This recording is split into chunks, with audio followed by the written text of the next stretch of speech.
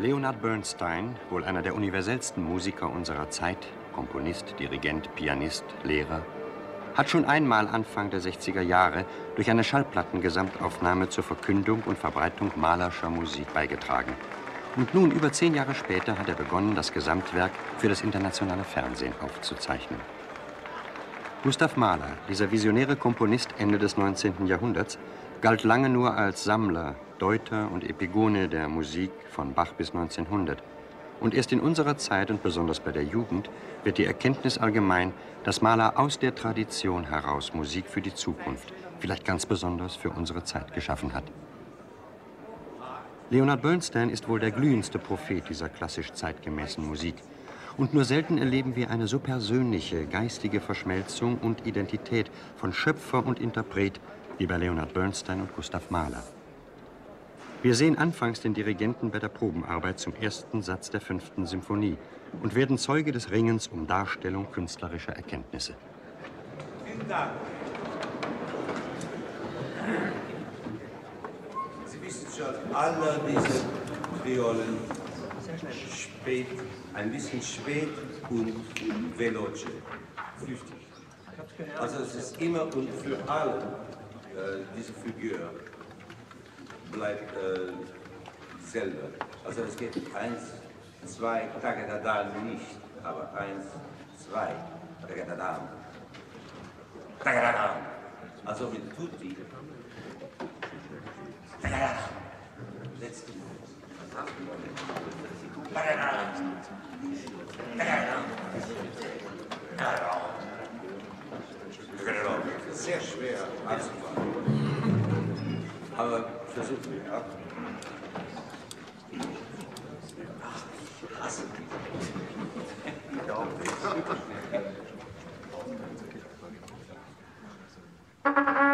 Schön.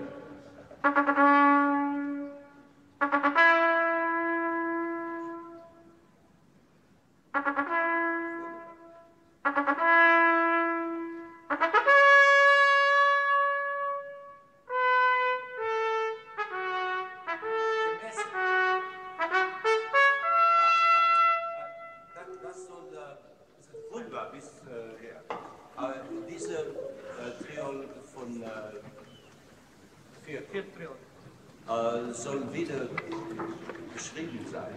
Das ist nicht ta-ta-ta-ta, die 4 Achtel. Immer zum Down. Geht er da, die 5. von Beethoven. Ta-ta-ta.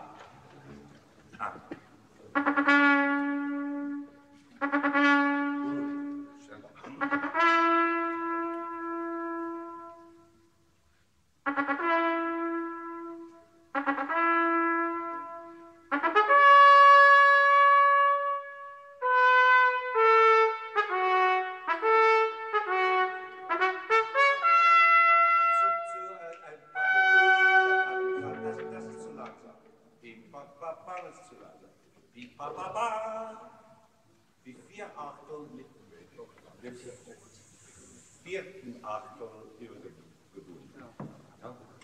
Das ist Takt, was?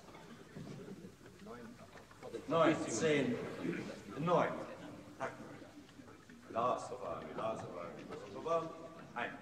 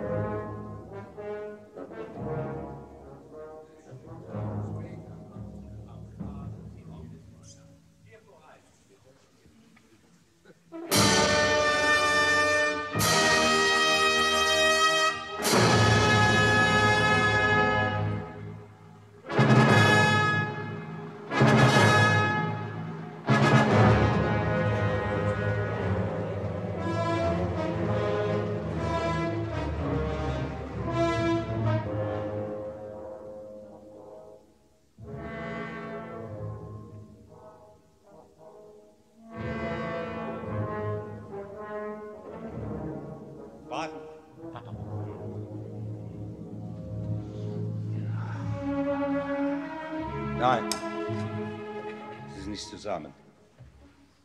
Lange Achtung.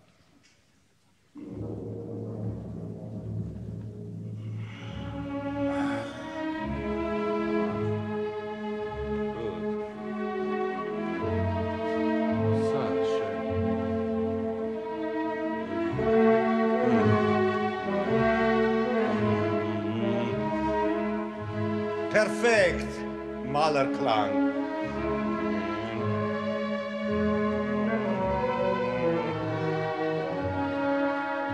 Und ein bisschen flautando. Die Akzente flautando. Dieser Akzent soll schön sein, ha?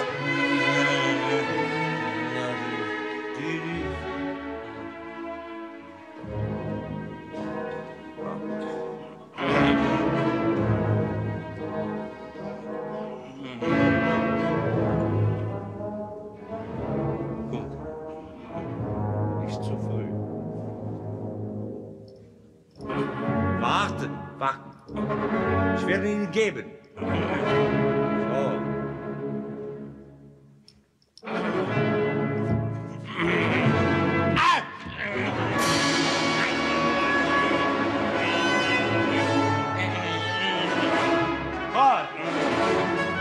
Gut.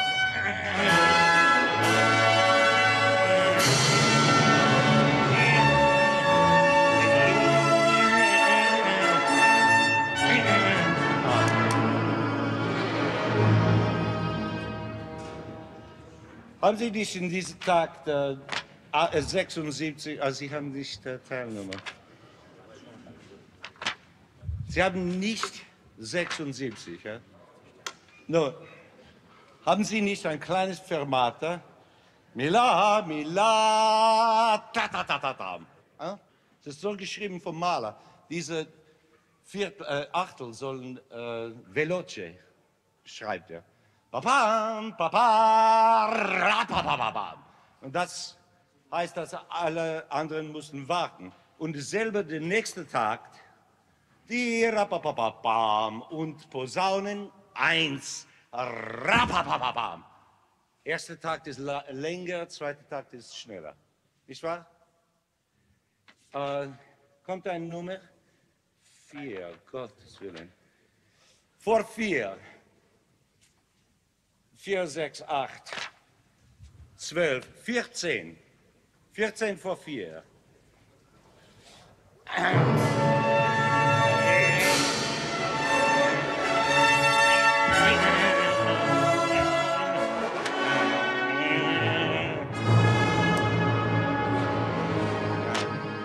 Sie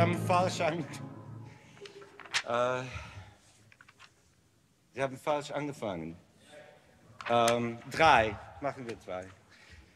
Das ist unmöglich. Sie haben nicht mein Material. Sie benutzen Ihre einige. Mein Material soll konsistent sein. Alle Ziffern. Auch Posaunen. Also gut. Machen wir 73. Können Sie das finden? Ta ta ta. 73.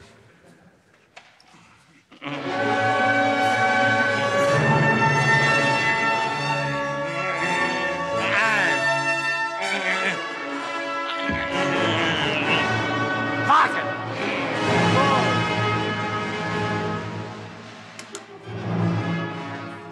Sehr gut. Haben Sie nicht alle Diminuendo? Ja. Alle. Aber Sie haben es nicht gemacht.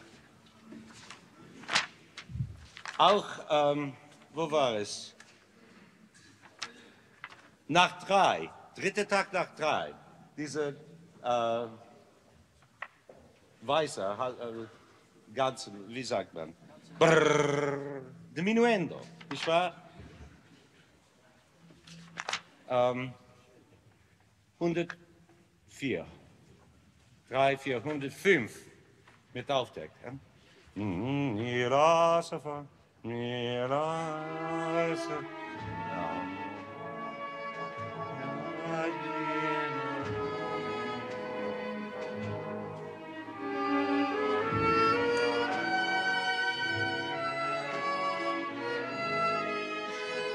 Vorsichtig.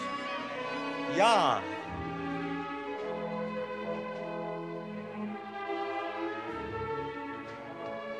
Immer pianissimo aber.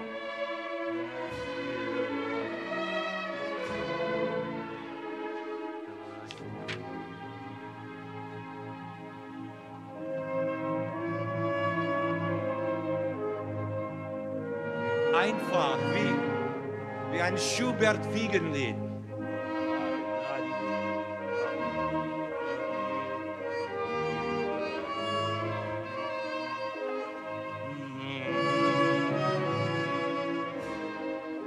Zu laut, diese Zimbalblose.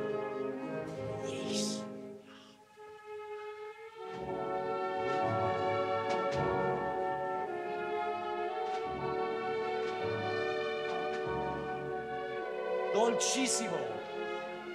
Und Zeit nehmen.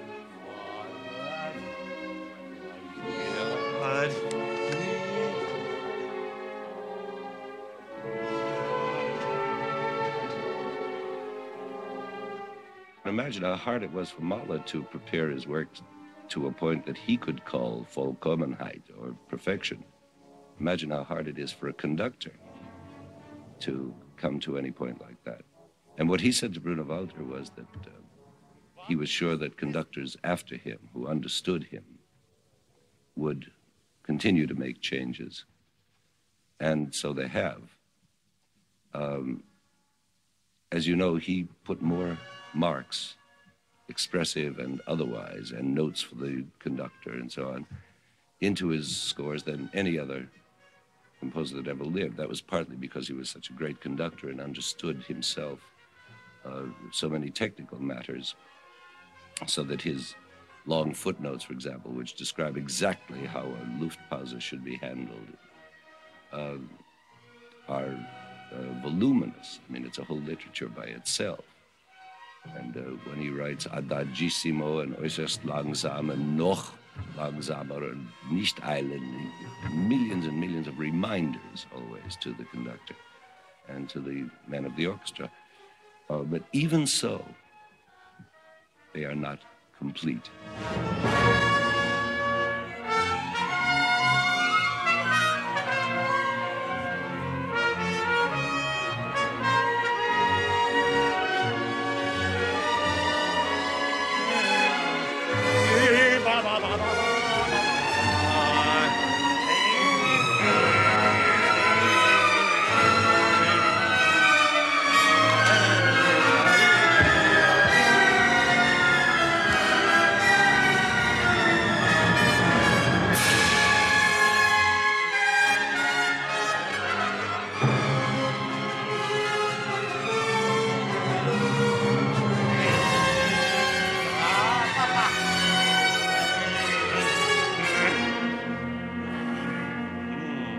Ich habe das alles fortgelassen.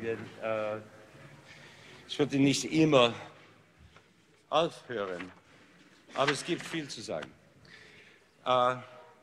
Oboe hier, Fa La Do Fa, soll wie 4 Achtel sein. Es ist nicht wiedergeschrieben, so wie beim Trompet.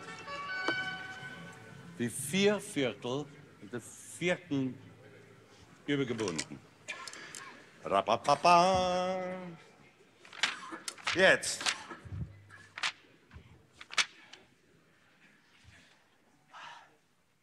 Sehr, sehr wichtig.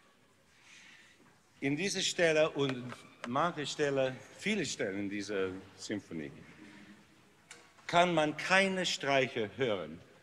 Und Sie haben Forte, Solo, Tiram, Tim, Papa.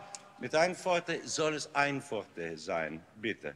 Und streichen, par contre, Sie müssen so viel geben, dass Sie zerbrechen, diese Instrumente. Sonst kann man Mahler nicht spielen. Sie wissen das. Wir haben schon Mahler zusammengespielt, nicht wahr? Und Sie wissen, dass es kommt nichts raus, es ist alles langweilig, als Sie normal spielen. Es gibt nichts normal in dieser Musik. Fortissimo ist so fortissimo, dass...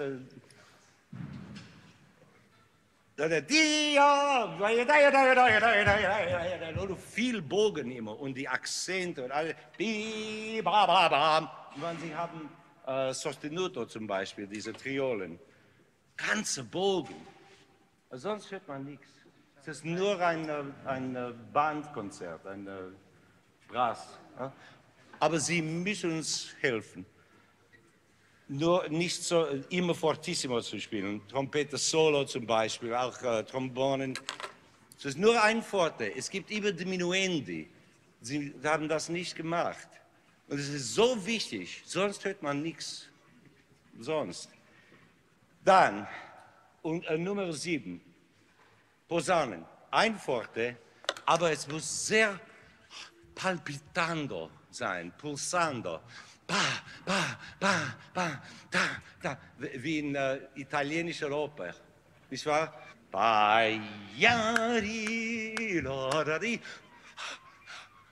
So, nur ein Forte, aber sehr agitato. Können wir, das ist alles gut. 2 Tage vor dieser 7, so plötzlich ausbrechend. 2 Tage vor. 2 vor 7. 3. Trompete. Bim, papam, papam, papam, papam, pam.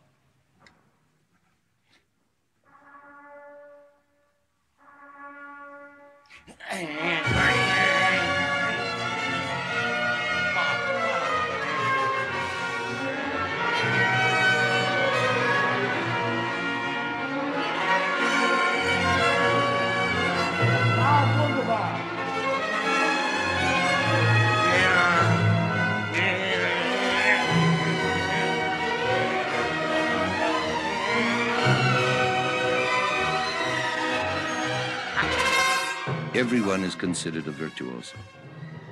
Everyone in the orchestra and everyone in the chorus is treated as a virtuoso soloist, even if he's the last stand of second violins, because Mahler was a great conductor, understood the possibilities of an orchestra and the extent to which they could be made to do soloistic kinds of things.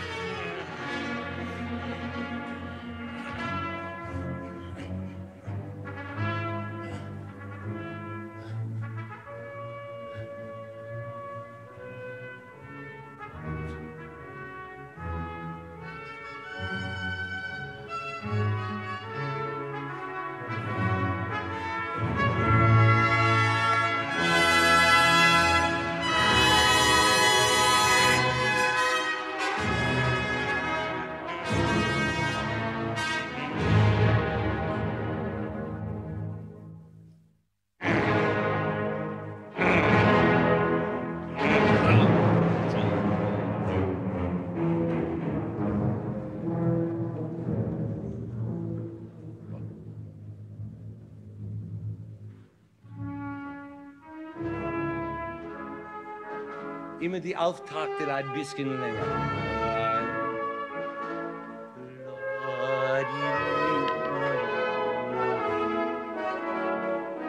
Gut.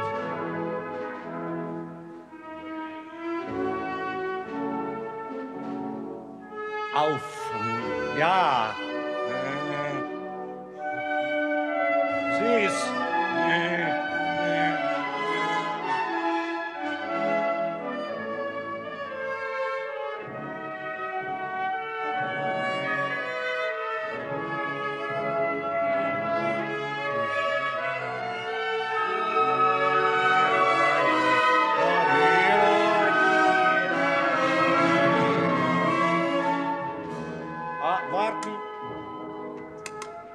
haben hier Crescendo und subito piano. Tira-pa, pira-pa. Wagner auf dieses subito piano. Können wir Trompeten, Viola Solo zusammen einmal haben? Gut. Wagner. Gut. Okay. 13 ein bisschen. Bitte. Viertakt vor 13 mit Auftakt. Every bar has problems, special effects and special inner meanings. You see, because Mahler was as I've said so often, the one who tied up the whole history of tonal symphonic music from Mozart and Haydn on, and knew he couldn't just write a tonal piece. I mean, he had to write his version of it. In a way, this has been called by some decadent, by others vulgar, by others overdriven, exaggerated. Of course it's exaggerated, and that's all part of what makes him now so beloved, especially by the young. They understand that end of the world intensity. Jetzt wiegend, leicht.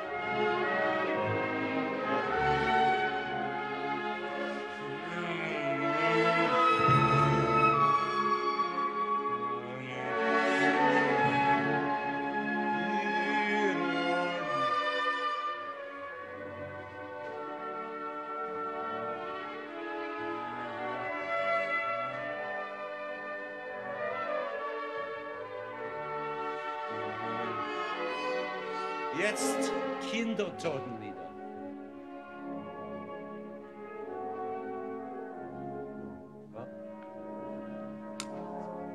Okay, Tuba zu früh. Sehr Piano.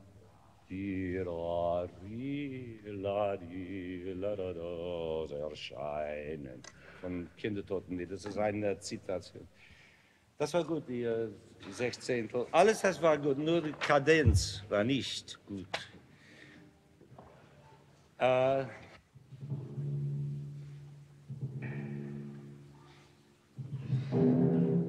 Zu viel.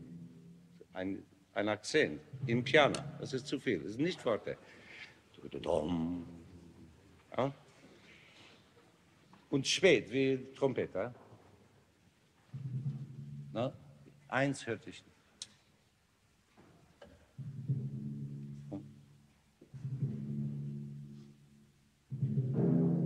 Gut.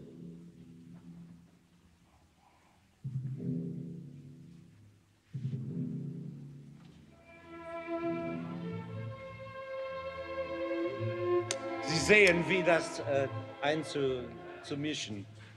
Nee. Sehr spät. Diese letzte Triole noch später als die andere. Jetzt, um nicht immer aufzuhören. Haben Sie diese Bogen immer ab? Ja. Das heißt sehr klar die Eintritt und dann Diminuendo.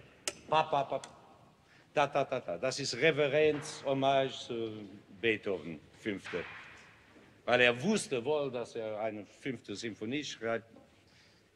Dann musste er eine... Da-da-da-dam ist schon Beethoven, nicht wahr? Da-da-da-dam, da-da-da-dam. Okay, Pauken, Solo.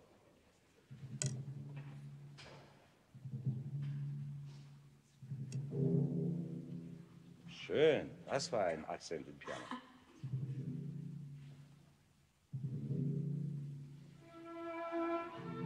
Bam. Rhythmisch. Ja. Aber Sie sind ein bisschen zu der hinten. Ja. This is a...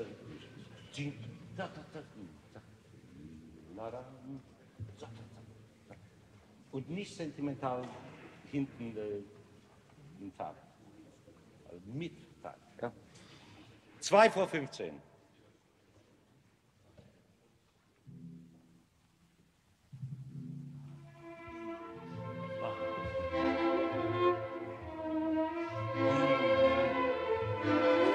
Jetzt haben wir das.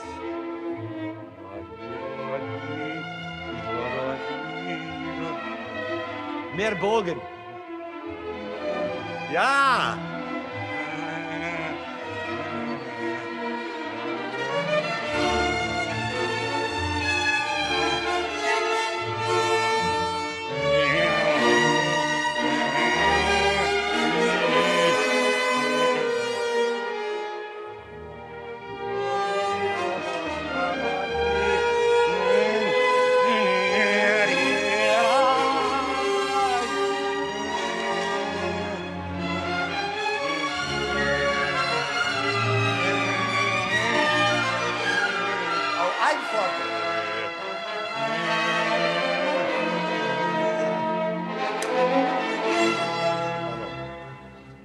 Nur Posaunen.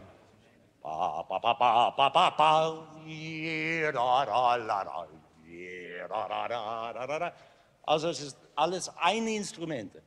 Noch einmal.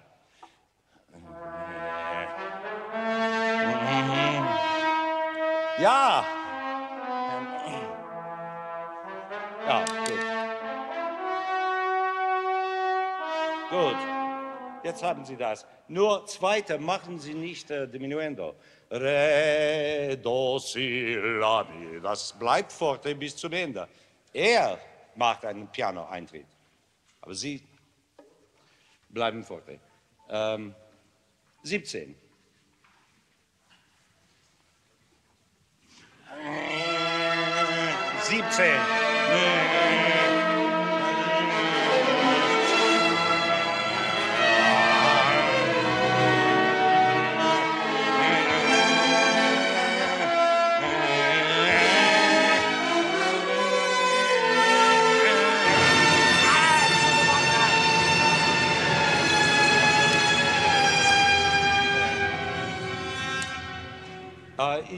Ich weiß wohl, dass dies nur Probe ist.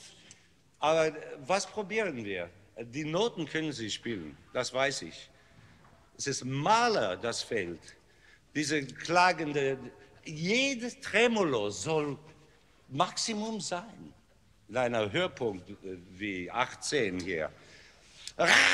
Man kann nicht so spielen. Mahler, es geht nicht. Es ist kein Mahler. Warum probiert man? Es ist nur die Idee zu haben, aber 17. Bitte, I don't care about your 8 Stunden. Wir arbeiten oder wir arbeiten nicht. Wir werden keinen Maler haben.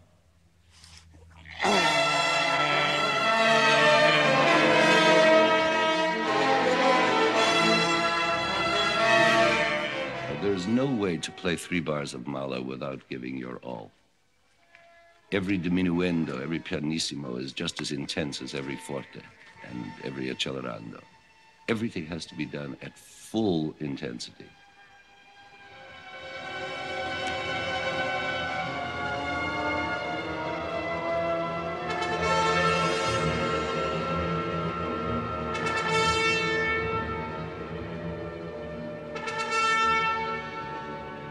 Einfach.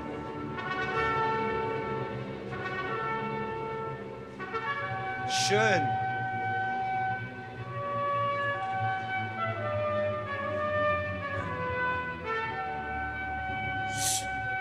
Ganz perdendos.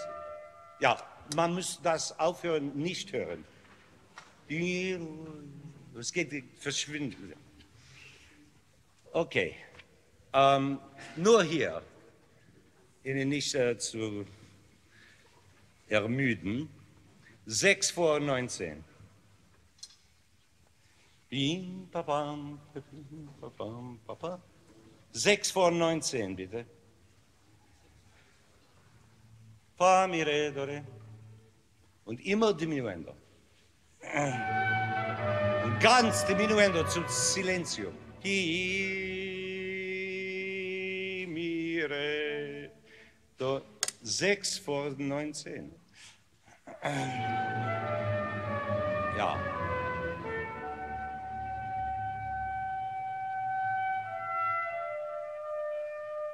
Ohne ritardando.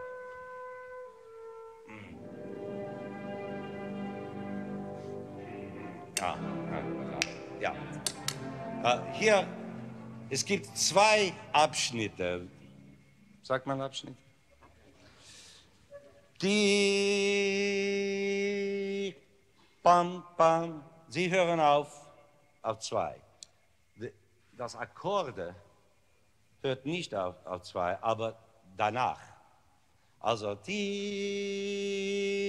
ab, dann zu atmen, hören Sie auf den letzten Viertel. Und Sie hören auf, ich kann Deutsch nicht sprechen, auf zwei. Ich war 19. Und sehr piano und nobile.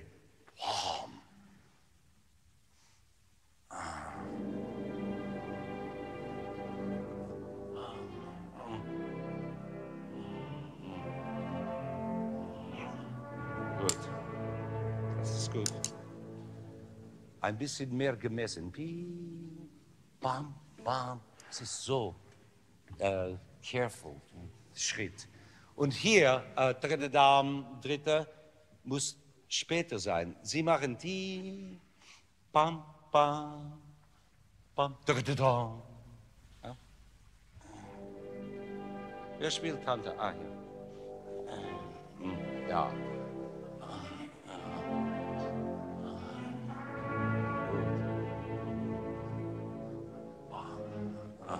Zusammen.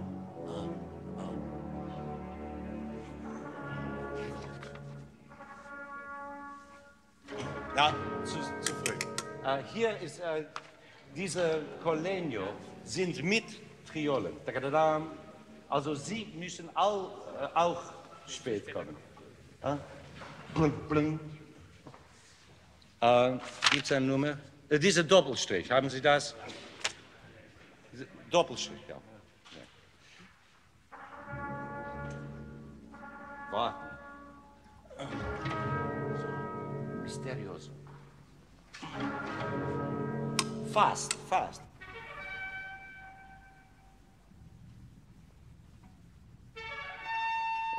Und wenn möglich, ohne Crescendo. Immer noch mehr Piano. Das Piano ist pianissimo, es ist sehr schwer. Das schneidet ab.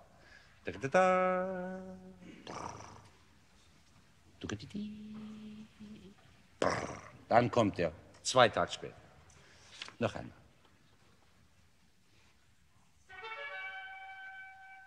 Ein bisschen langsam. Perfekt.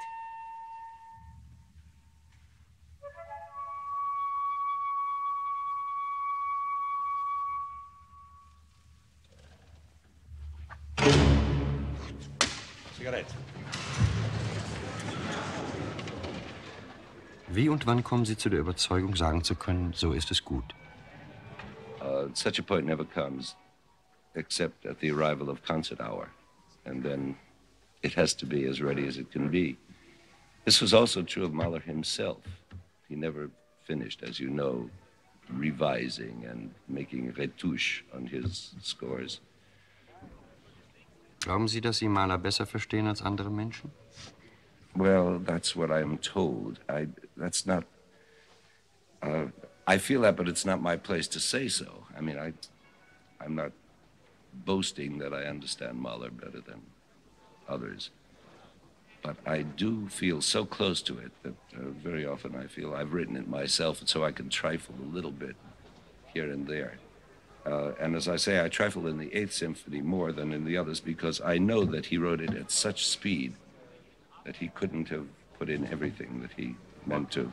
But I knew if he were here and heard this performance, I think he would say, "Okay, Lenny."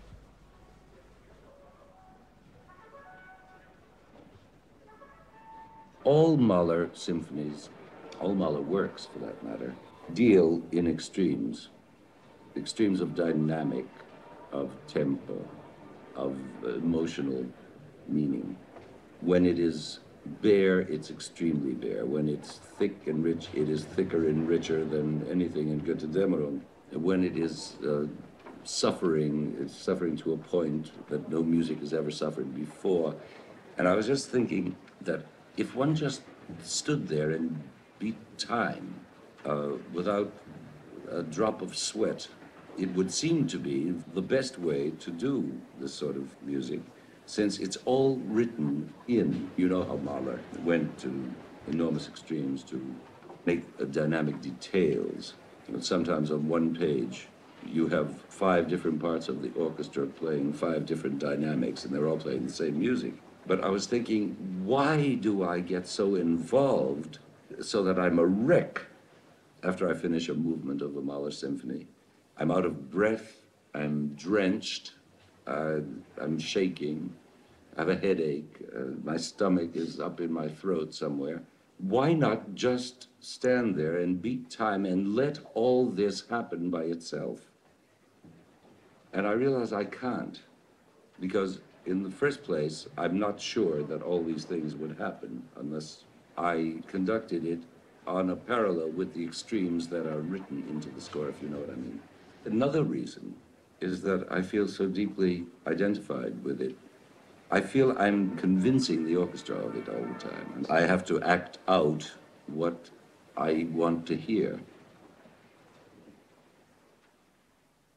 Wenn Sie dirigieren, erwecken Sie den Eindruck, als befänden Sie sich in einer Art Trance. It's not a trance, it's a kind of flight. You're lost in the music, and if you're not, then it can't be a good performance. And I mean lost in the music in a sense in which you feel you're composing it as you go along, and it's always a surprise. There are so many surprises anyway, but you yourself have to be surprised at the surprises. Kommt das, weil Sie selber komponieren? Maybe. I don't know. I haven't figured that out yet. I don't have the objectivity to be able to answer that in a black and white sense. But I can tell you that when I don't have the sense that I've composed the piece as I conducted it, but that I am simply following a score, then I know it's not been a good performance. Every Mahler performance has to be like that. You know, Mahler is practically all made of cliches. And the wonder of Mahler is what he does with these cliches, that they all come out so fresh and so personal, that there is not one of them that doesn't sound like Mahler every minute. But it's only in the fantastic and incomparable last movement that Mahler's cliches finally do turn into gold. Mahler hat seinen Symphonien kein Programm vorangestellt. Und doch handeln alle letztlich von der Natur, dem Kampf des Lebens und dem unabwendbar folgenden Tod. Nach 8 Symphonien und dem Lied von der Erde machte sich Mahler noch einmal daran, in einer Symphonie, der 9., Lebwohl zu sagen. Bei der letzten Probe zum letzten Satz dieser allerletzten Symphonie, die Gustav Mahler vollendet hat, vermittelt Leonard Bernstein uns Analyse und Einblick in die geistige Architektur dieses erschütternden Satzes, der uns einiges ahnen lässt von Mahlers Wissen um Leben und Tod.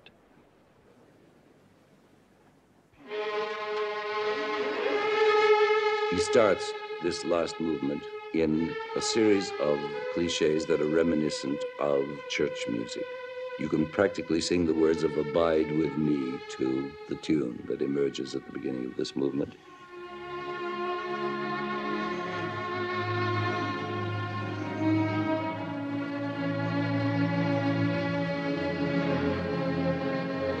Forte in your hand.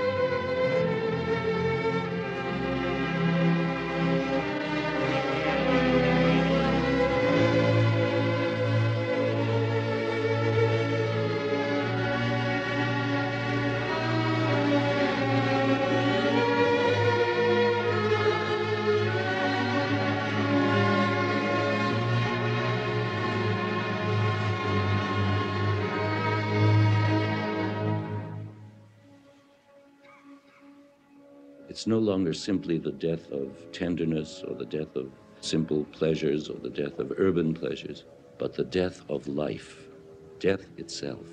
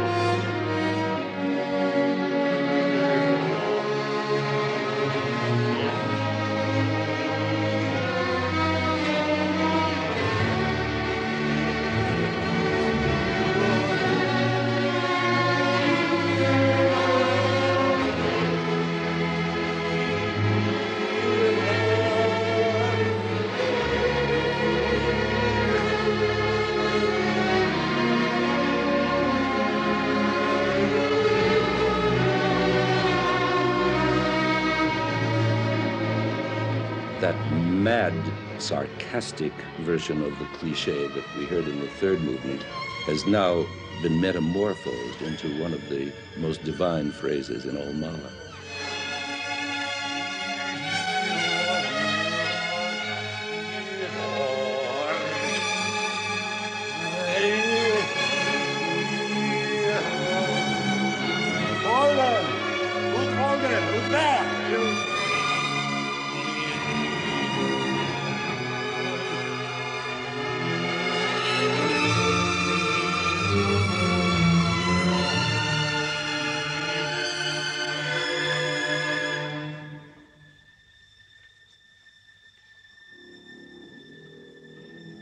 About 4 minutes into this movement, he changes abruptly to a whole other kind of religiousness, which is now Eastern, a kind of very spare, Zen-like meditation.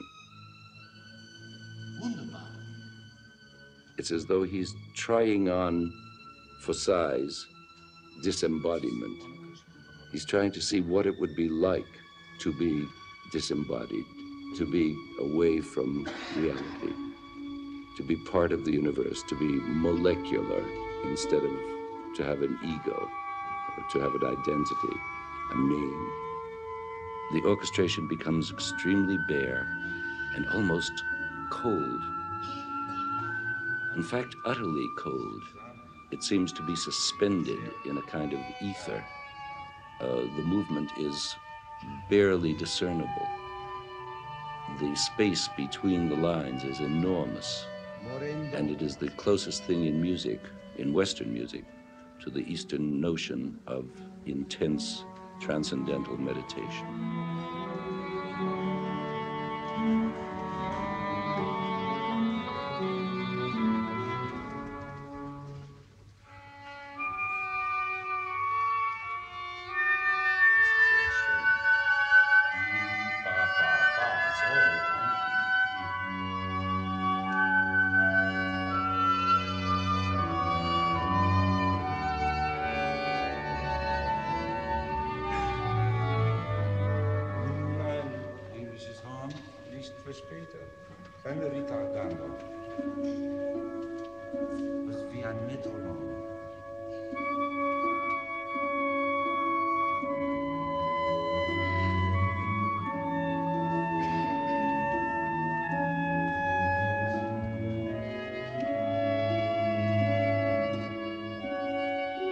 But he's not yet ready to accept this cold solution, this drama, this nothingness. And so he breaks out again with this bitter, resentful, passionate clinging to life.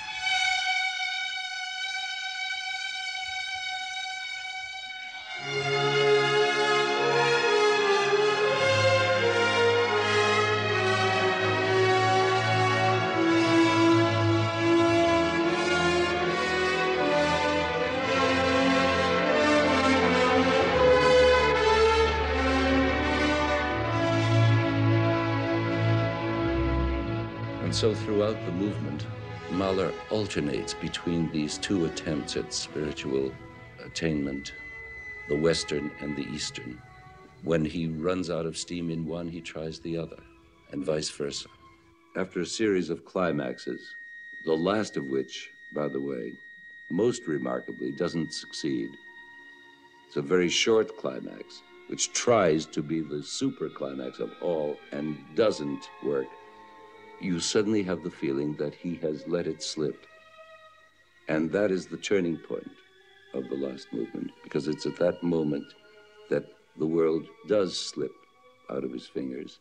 He somehow manages to arrive at a kind of blissful, serene acceptance of the end of life. And he does let go. And the letting go is one of the most remarkable things in all music, which is the last page of the symphony. It arrives with an amazing slowness, an amazing series of silences. After each one, he tries again to grab back at life, to hold on to it, and it slips again.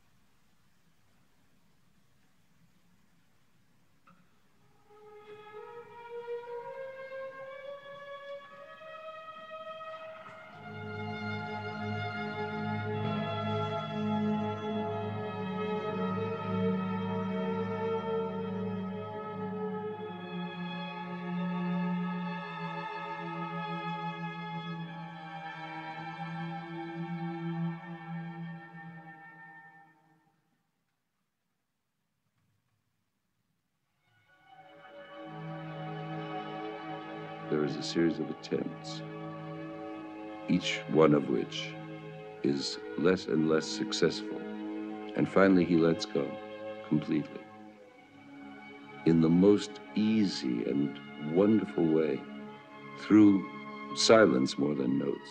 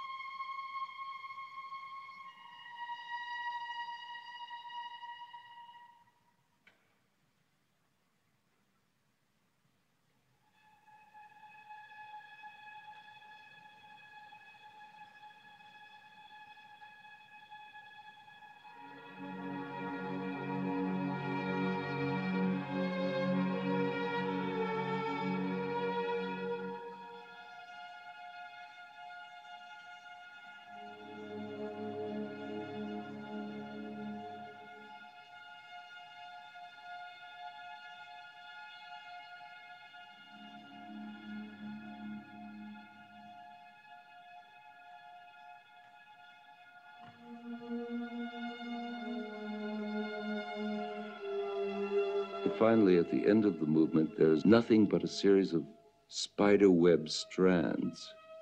One little strand that is barely holding him on to life. And then that lets go. And then one other little strand, just one high A flat in the violins, and a silence. And finally, the acceptance, and it dies away.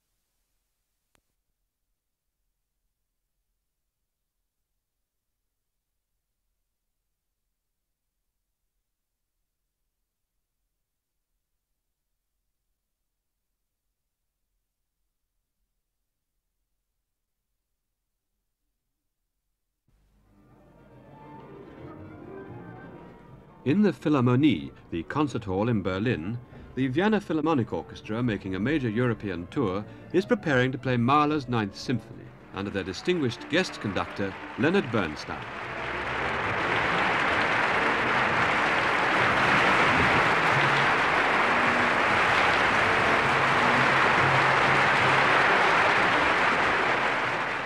Leonard Bernstein feels a very close affinity with Mahler and his music, and for this programme, which will take us back from this performance to the rehearsals for the symphony some weeks earlier, Mr. Bernstein also recorded some notes and guidelines setting out his conception of the Mahler Ninth Symphony.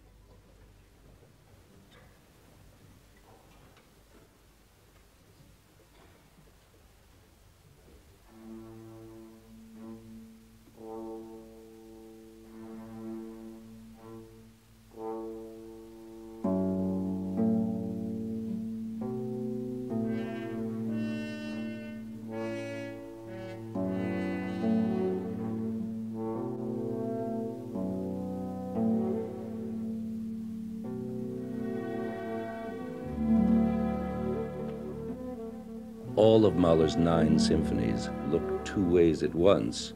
On the one hand, nostalgically back to the innocent past, the beauty of childhood, and then, having failed to find it, looking hopefully or fearfully forward to some sort of resurrection or solution.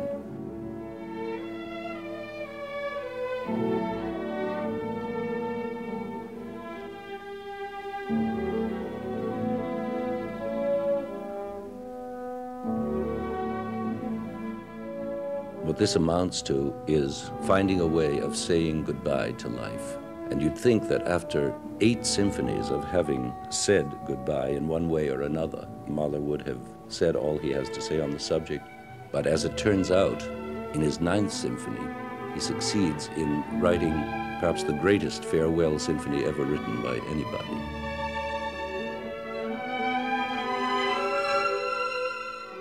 In each of the 4 movements, he is saying goodbye to something. In this first movement, it is more than anything a farewell to tenderness, passion, a farewell to human love. The rehearsals for the Mahler Ninth, 3 very arduous days, took place back in Vienna in the Sophiensaal. This is the second session on the first movement.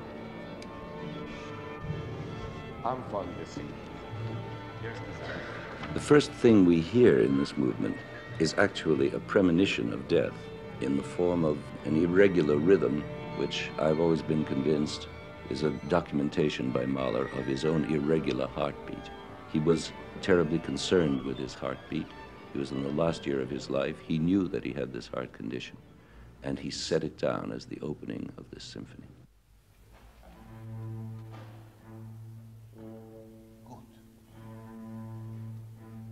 And coupled with this heartbeat, which is doom-laden, is the other main germinal source of the movement, which consists of only 2 notes that signify in their falling position, goodbye, leb wohl, adieu. Schön, jetzt ist so schön.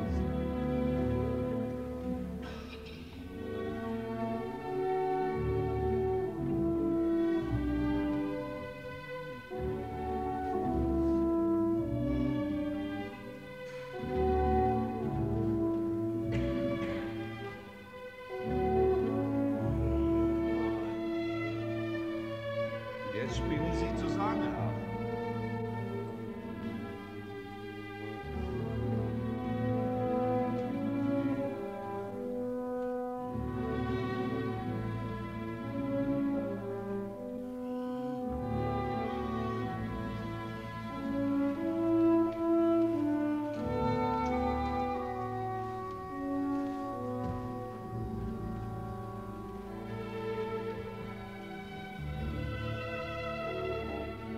Ein Vergnügen jetzt. Symphonies aren't supposed to be about anything, but Mahler knew that everything he was doing was tied up somehow or other with 2 things. One, the whole problem of life and death, and B, with music itself, the whole symphonic structure that had been created since Mozart and Haydn, and of which he was the final architect, and he knew it. And knowing it was a great burden, because he knew that in each of these pieces, he was not only wrapping up the history of German and Austrian music, but he was also saying goodbye to it.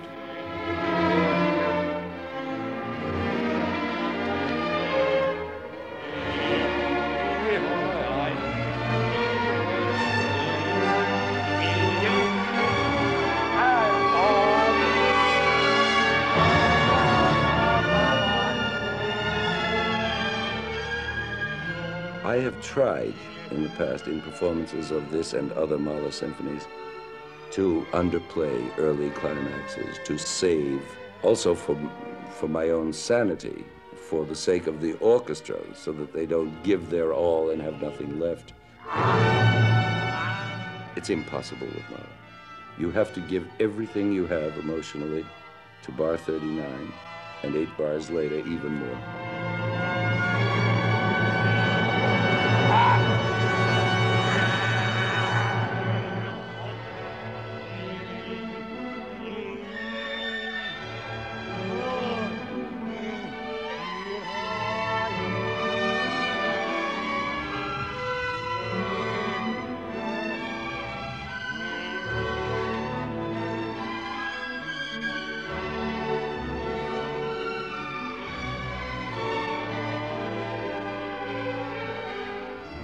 Mahler knew that he was close to death, and as a matter of fact, he never lived to hear the symphony performed.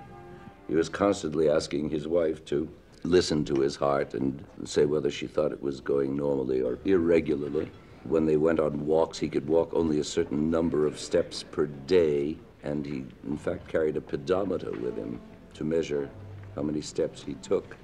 And he became obsessed by this irregular heart rhythm, and if you doubt that, you can doubt it no longer when those rhythms reappear at various climaxes of the first movement in full blast. And there's always a timpani then to tell you that the fatal strokes are at hand.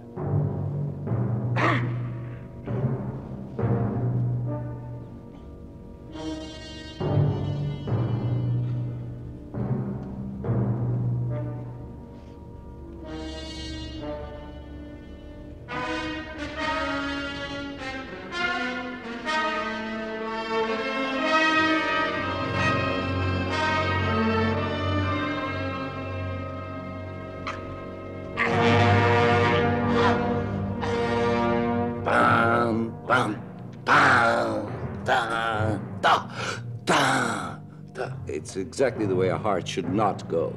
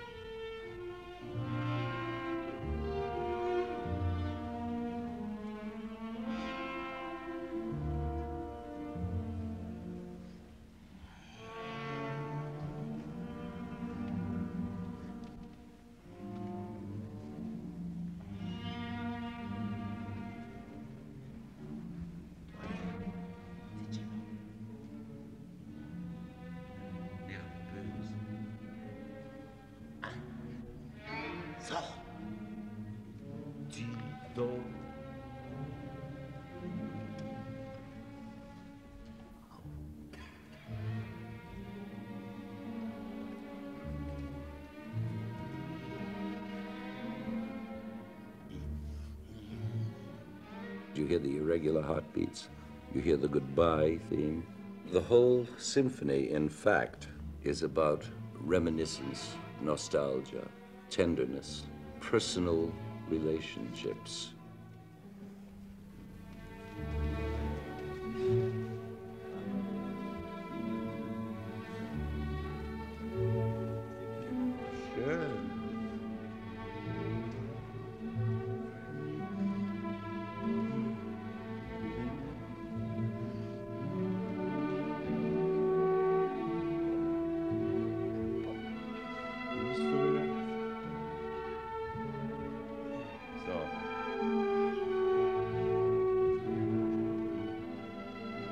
And amidst all this rueful nostalgia, there is a series of enormous climaxes, passionate encounters, which sometimes work and sometimes fail. They are followed by givings up, retreats, surrenders, and then trying again to reminisce, to recapture, to reenact the passionate moments of one's life.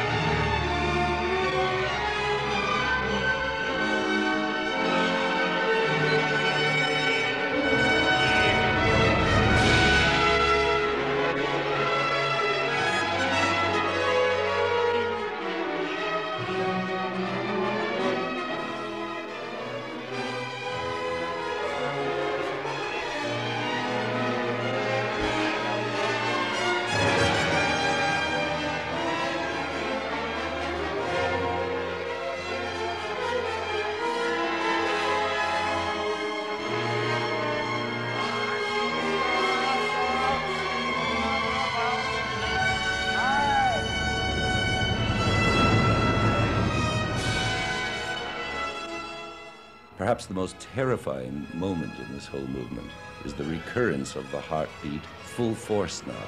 He marks it in the score with the greatest possible violence.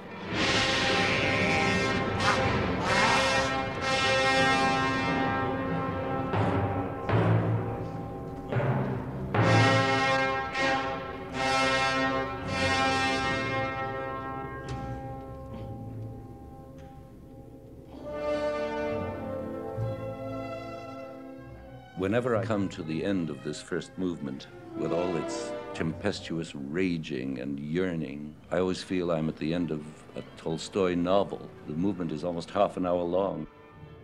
It's a kind of war and peace in itself, and I'm always amazed at the prospect that there are 3 more long movements to go through, in which Mahler is again going to be saying goodbye to other aspects of living. For example, the second movement is a farewell to the simple pleasures of country life, shown to us in the form of Ländler, or country dances.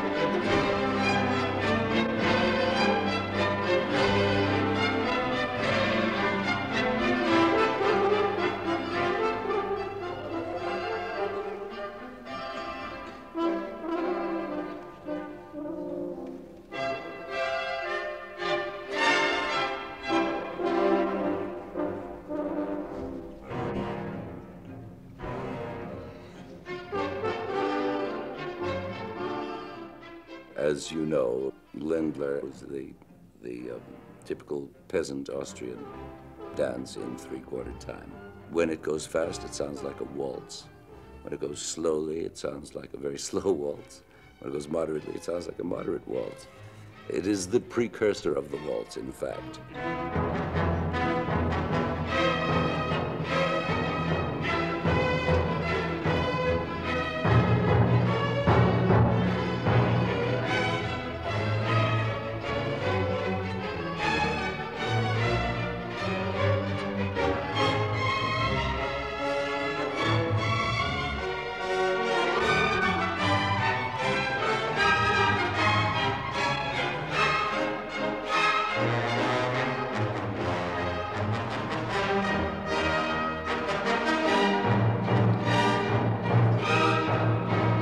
Mahler loved that country music of his childhood and how he yearned for it. Schön.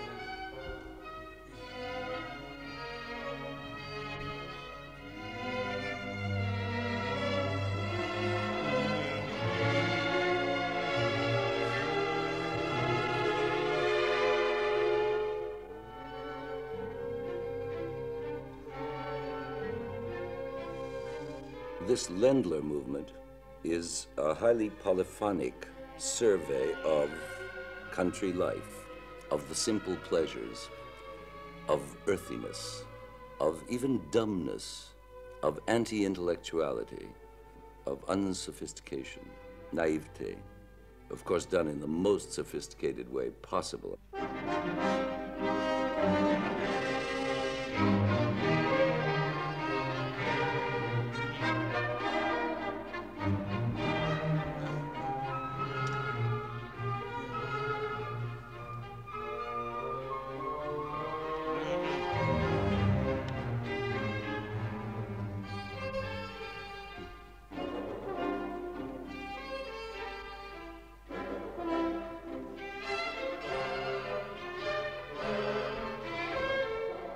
One of the most sophisticated movements ever written. It is ironic, bitter, and yet great fun. Nice.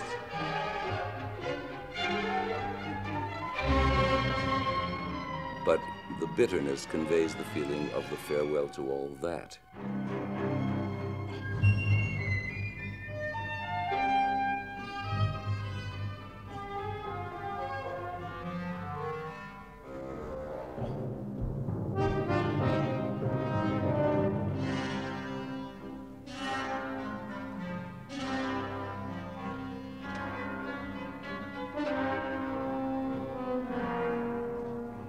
Das kleine. Mehr marcato.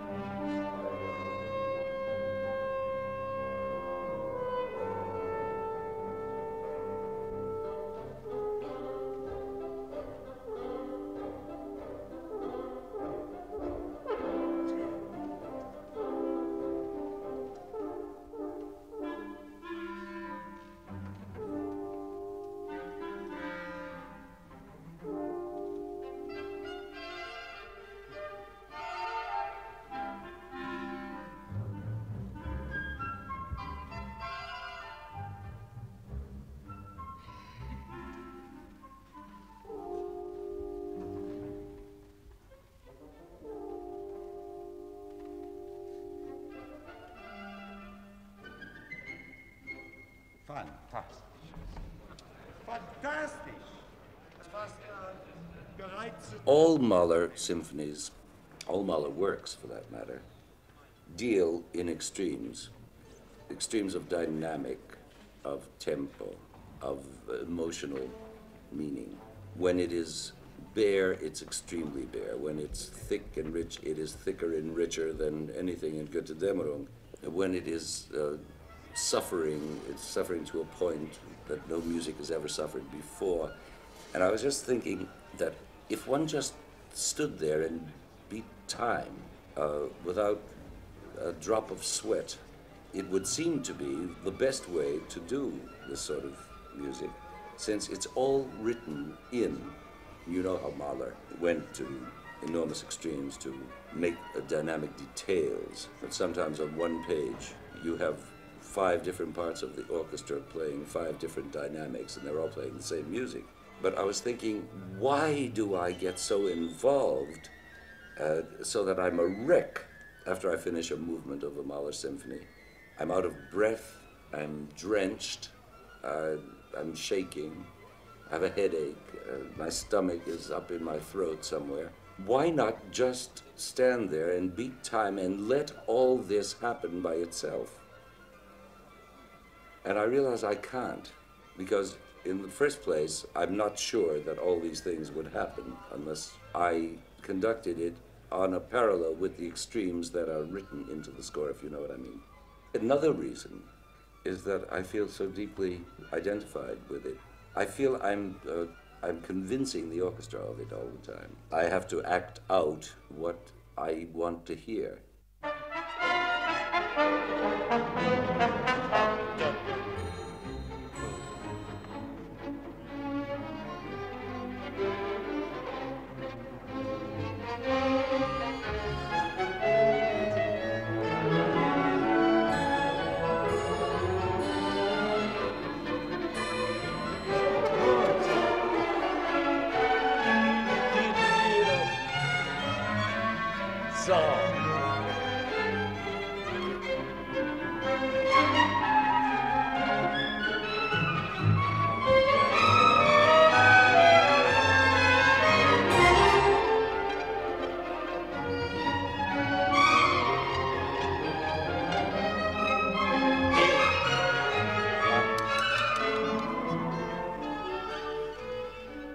Zu laut.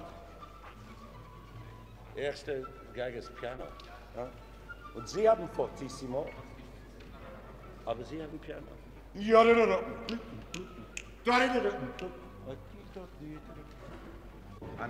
This third movement is again a farewell, only this time a farewell to the more sophisticated pleasures of what is commonly known as urban society.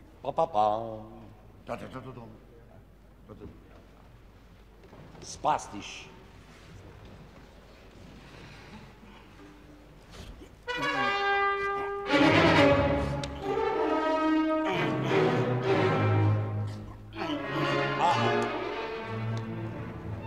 Die Pausen lang, und bam, bam, in Tempo.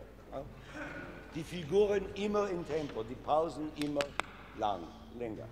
It's a half-crazed picture of a decadent society whirling towards doom.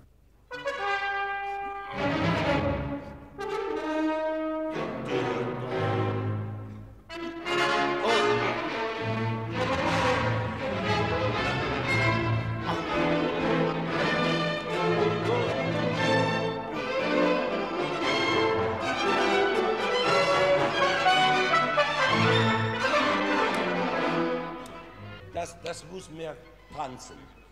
Die Auftakt immer sehr kurz und mehr auf 1. Die pa da de da da di da di di di.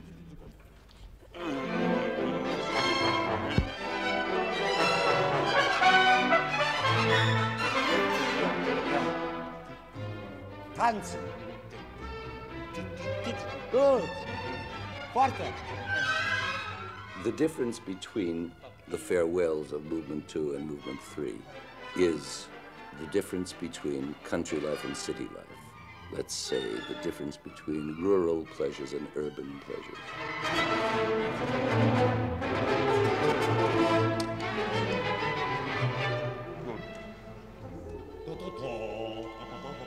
Und hier Triolen. Schwer. Nicht eilen. Ein bisschen Esprit von Offenbach.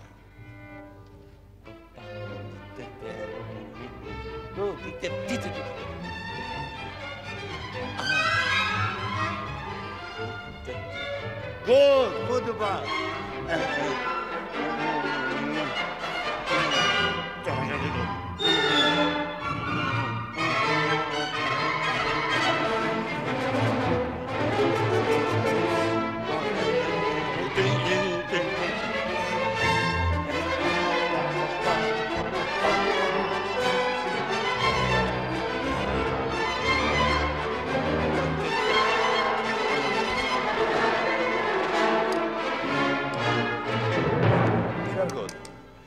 Posaunen, wollen Sie bitte einmal allein machen? Bam, pa pa pa pa, pa pa pa pa, und ganze halbe. Nur dieser Eintritt.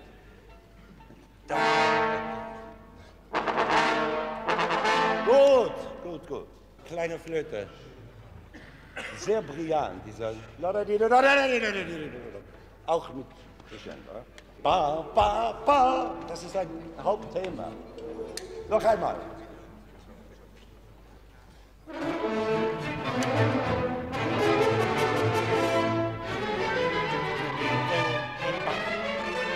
So. It's the movement that people understand least in this symphony. When it is played correctly after a great many rehearsals and a great deal of Einstudierung, it comes out sounding like madness, because that's what Mahler intended it to be. A hysterical, decadent, kind of wild picture of society at its most phony, most glamorous, and most useless, having fun to no purpose.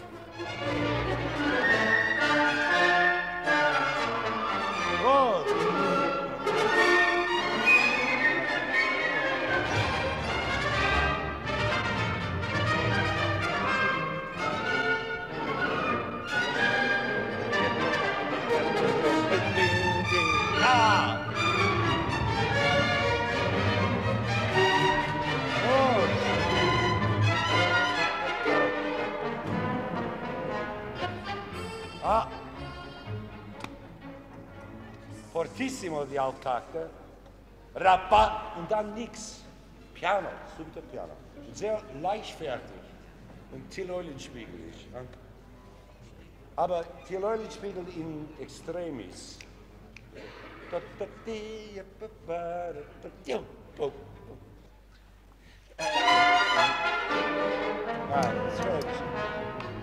Ich höre nicht Fagotten und alle.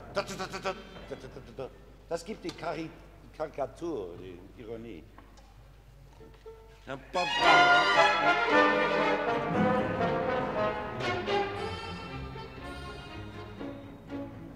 Gut.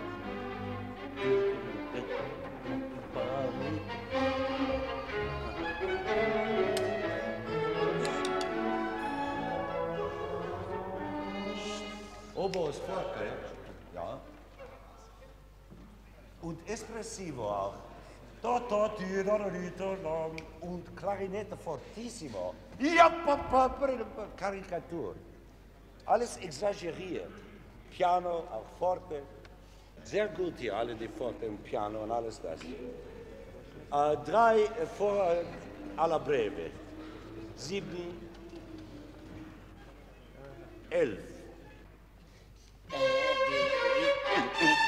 Noch einmal. Noch einmal. Mit aller Oberen.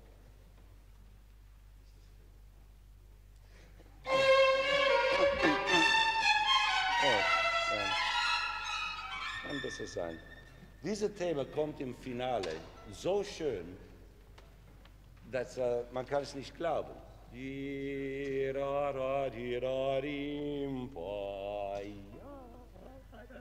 Das kommt im Finale, versteht man alles. Aber hier ist noch Karikatur.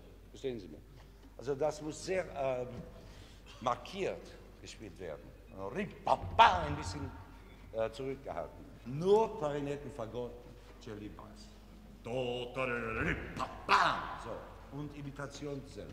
Ja?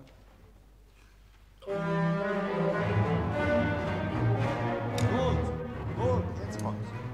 Jetzt gehen wir zurück. 9 vor 36. Doppelbar, Doppelstrich. Ja? Zeit. Go!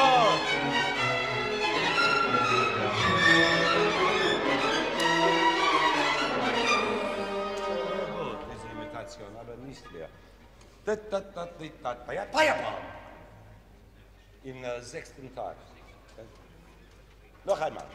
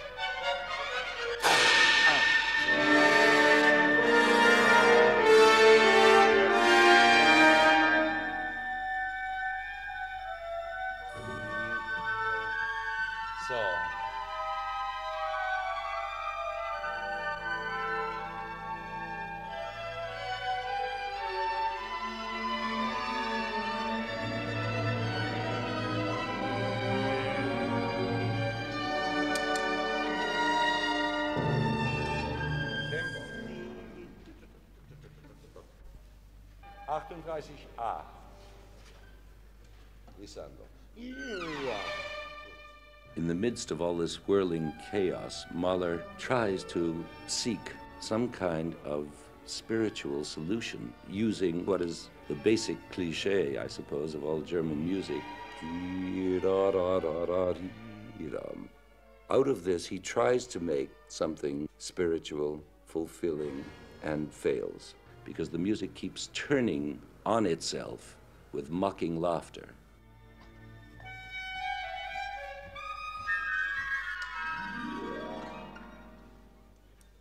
Nicht genug, wie man vorher gesagt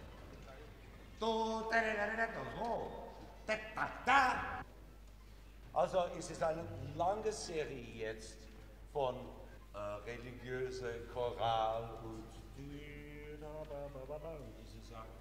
Und immer untergebrochen. Immer wieder versucht, immer wieder untergebrochen. Also das ist sehr frei. Jedes Mal mit Oboe oder Trompet oder was kommt ein bisschen ritardando, mehr cantando spielen. Und dann spitzig und trotzig und wieder sarkastisch. Also, sehr gut. 36a.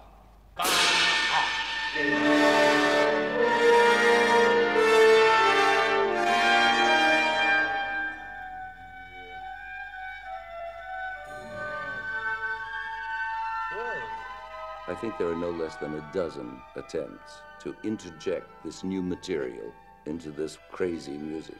And in every case, the crazy music overpowers it. It's almost as though he were trying to arrive at a finale of peace and resignation out of the scherzo, as Beethoven did in his Fifth Symphony. But he didn't succeed. It just doesn't work. And the movement ends in an absolute tumult.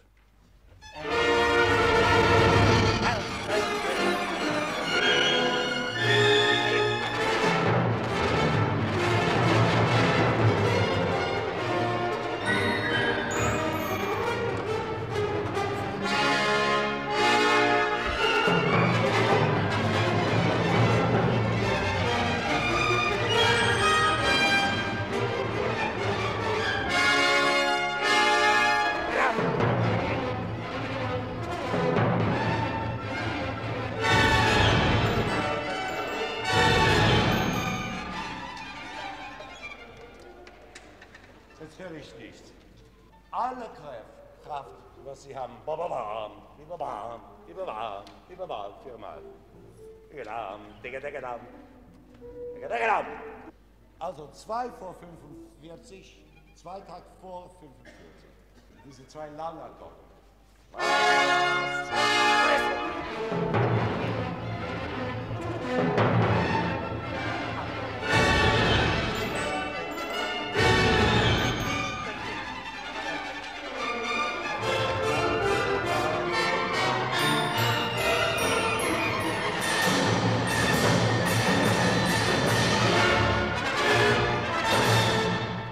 Quasi.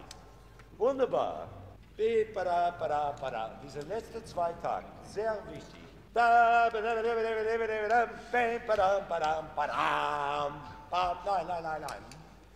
Nicht reden, bitte. Anhören, das ist sehr wichtig, was ich sage jetzt. Das muss klingen so.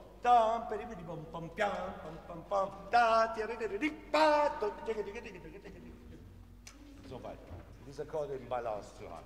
Bim, bam, ein Fort, da, bim, bam.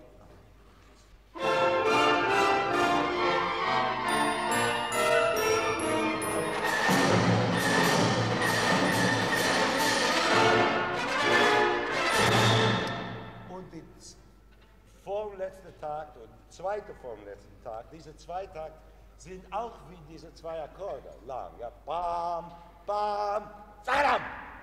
Alle bitte.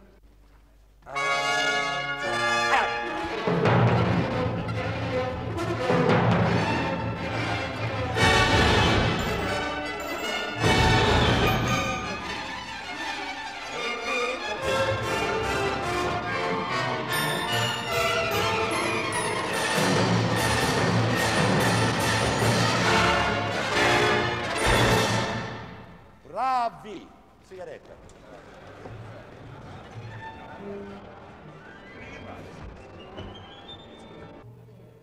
Mahler is practically all made of cliches, and the wonder of Mahler is what he does with these cliches, that they all come out so fresh and so personal, that there is not one of them that doesn't sound like Mahler every minute.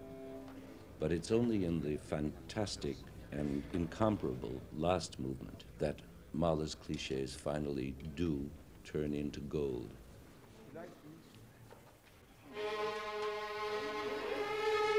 He starts this last movement in a series of cliches that are reminiscent of church music. You can practically sing the words of "Abide with me" to the tune that emerges at the beginning of this movement.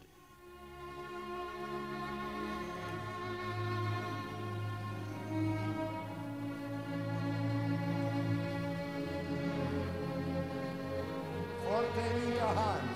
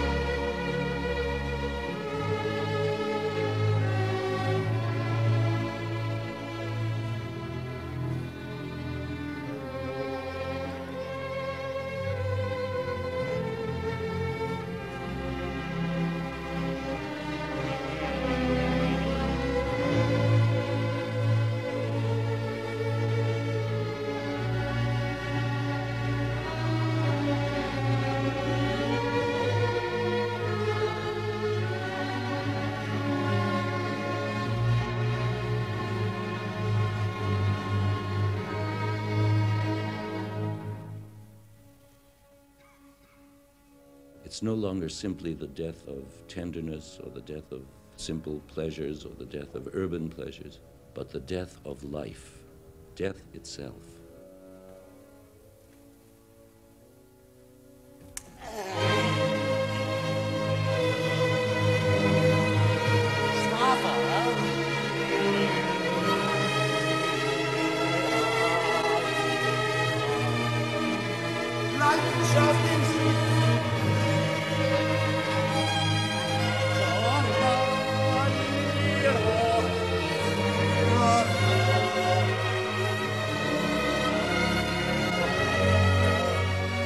favore, diminuendo ora.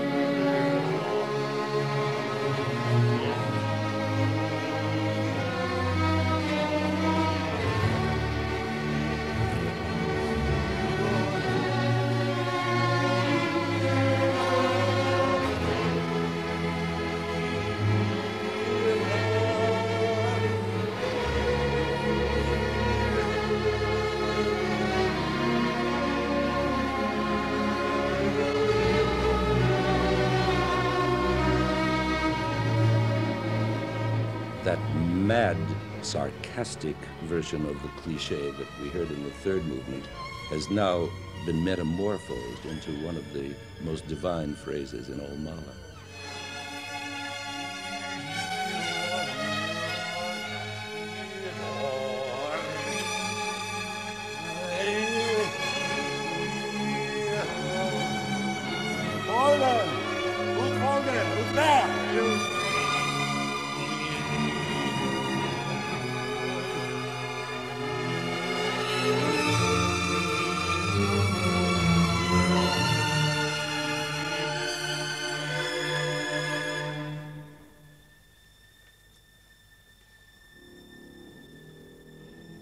About 4 minutes into this movement, he changes abruptly to a whole other kind of religiousness, which is now Eastern, a kind of very spare, Zen-like meditation. It's as though he's trying on, for size, disembodiment. He's trying to see what it would be like to be disembodied, to be away from reality, to be part of the universe, to be molecular instead of to have an ego, or to have an identity, a name. The orchestration becomes extremely bare and almost cold. In fact, utterly cold. It seems to be suspended in a kind of ether. The movement is barely discernible. The space between the lines is enormous, and it is the closest thing in music, in Western music, to the Eastern notion of intense transcendental meditation.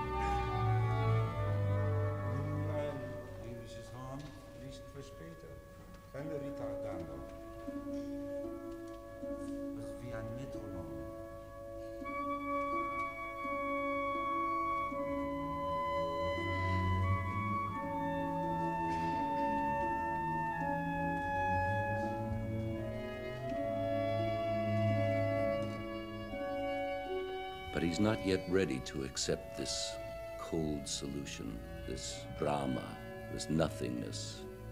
And so he breaks out again with this bitter, resentful, passionate clinging to life.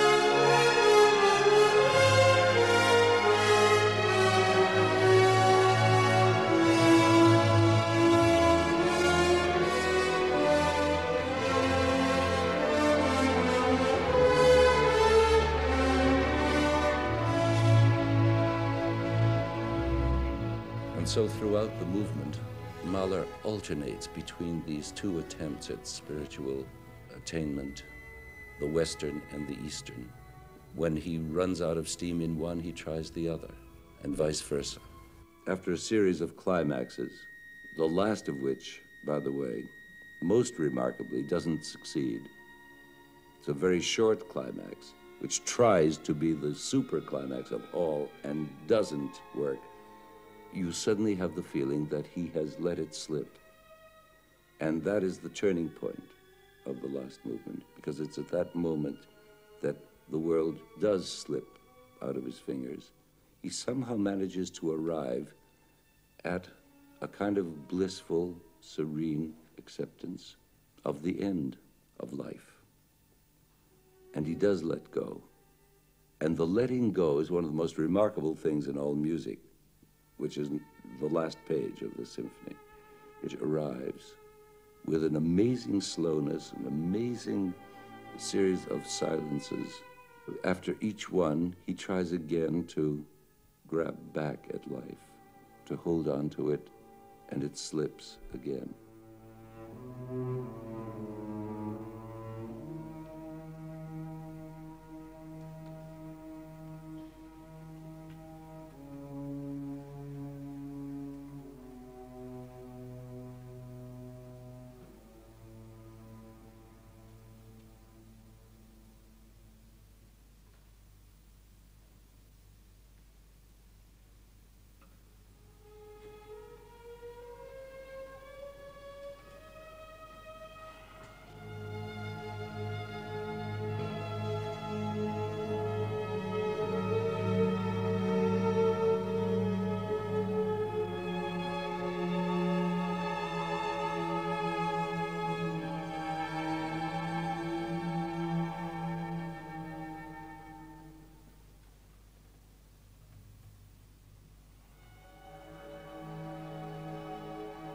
There is a series of attempts, each one of which is less and less successful. And finally, he lets go completely in the most easy and wonderful way, through silence more than notes.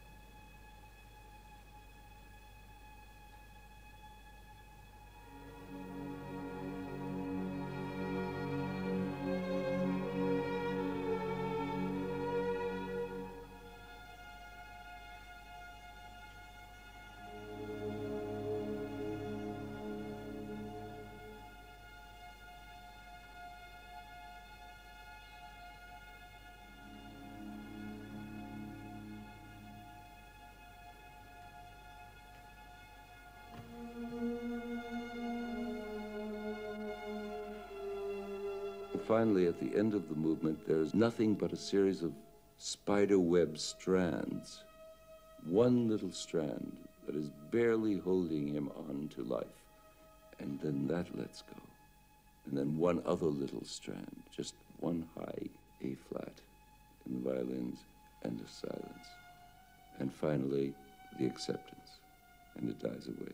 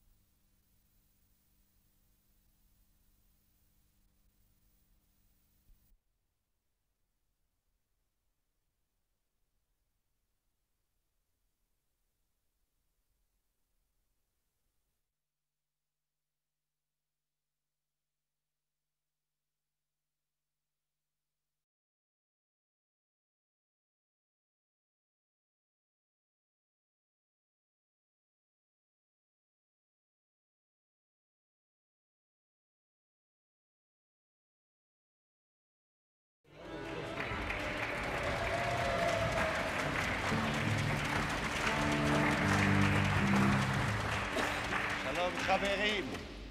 Shalom. Okay, das Lied we do this morning, number 1, number 4. Hello. We do number 4 so you can play and then you can go away.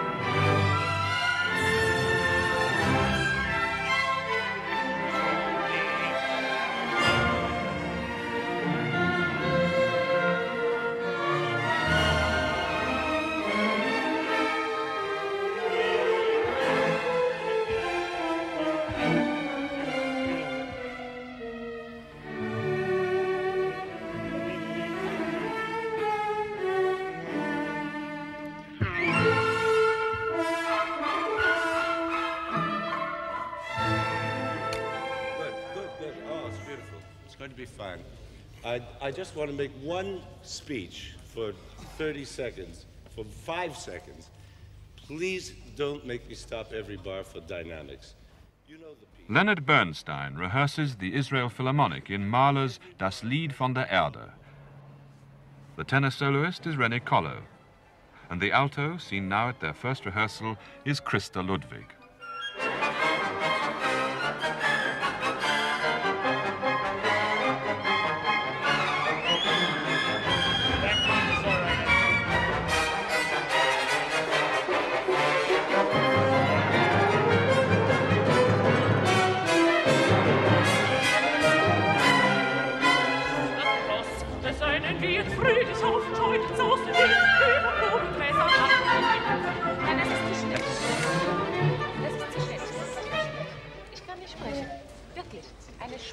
This is so much slower than I ever do it.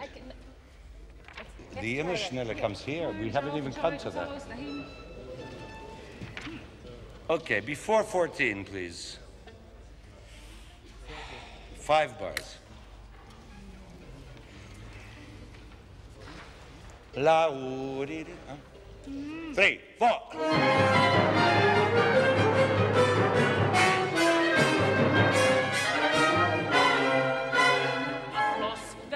Wird fröhlich auf und schultert aus den Himmel, oben Gräser machen, die Hufe sind zerstaben, wenn ihr im Sturm die Himmel gesucht, den Nüstern, heimgeschafft an den Doppel seine Mäden, danken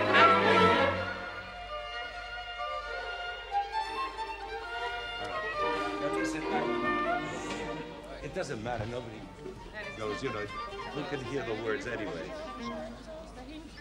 The main thing is to hear high, do an octave higher. Hey! And at least we know you're singing. Otherwise, there's no to think that is. Okay, the same thing, one more time. This is always impossible. Nobody can be heard in this. 5 before 14. 14. Yeah, the same place.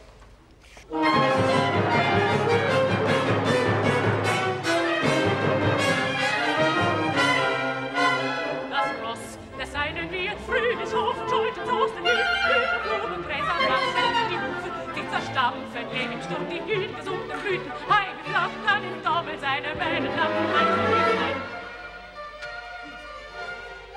That's the best we can do. Deine Sonne wippt die Gestalten, spiegelt sie blanken Wasser wieder. In a break during the hectic rehearsal period in Tel Aviv, Leonard Bernstein sat down at a piano to film this impromptu introduction to Das Lied von der Erde, the Song of the Earth.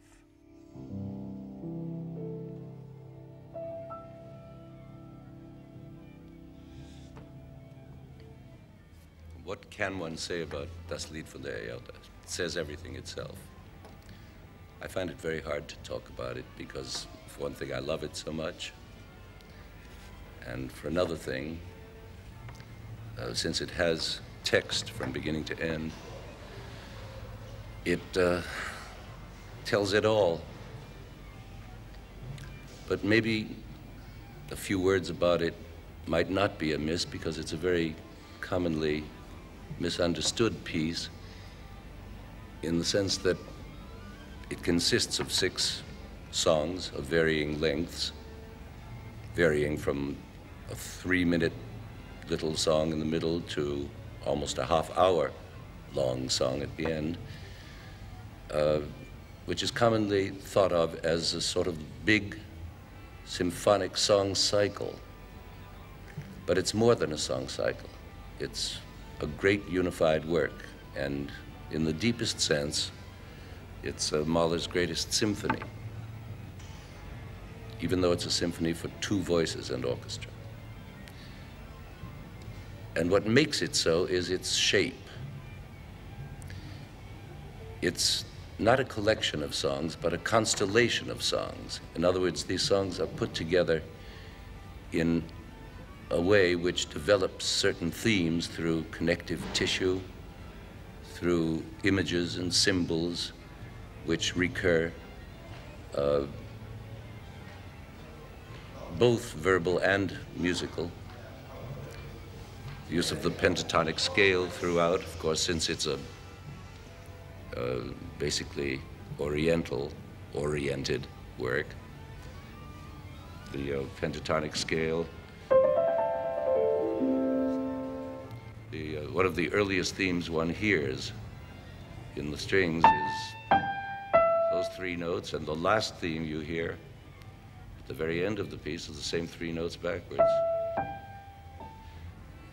And of course, the very famous ewig motive at the end. Ewig, ewig appears also in the very first song and is developed throughout. You hear it in the first song this way. And the second song, the oboe solo begins with that very ewig theme, or motive, that two-note motive. But it's not just the musical elements or the verbal elements, it's a combination of both that make the development so symphonic and so complete. It makes it different from any other work of Mahler, any other of his symphonies. All the other works, in one way or another, are dealing with the problem of mortality, of innocence, of the search for the faith that one had in youth. And the way Mahler goes about searching for this in his 9 marvelous symphonies is a very personal way. In other words, he has recourse to his own personal symbols, post horns, bird calls that he remembers from his youth, street songs that were sung in his little town during his childhood, the sound of bugle calls from the barracks, gypsies, whatever. In this work, however, while he's dealing more or less with the same subjects, the same fight against the certainty of death, and therefore the bitterness and brevity of life, and the need for faith to counteract all this, he is dealing with these subjects in a more idealized and, so to speak, abstracted way, because the text is couched, of course, in Chinese poetry. He doesn't use Knabenwunderhorn songs or texts. He doesn't use the elements of his own youth and his own past. So in a sense, this is the essential Mahler. It's therefore, I think, his greatest work. I think most people would agree. It deals with all those same Mahlerian problems, but in its own very special, ethereal, oriental way. And those themes, of course, are, as I say, mortality, his enormous love of the world as nature, and the tug of having to leave it, the ensuing bitterness of life, and the making do, the muddling through, getting through life as best one can, mainly, in Mahler's case, by music, by song.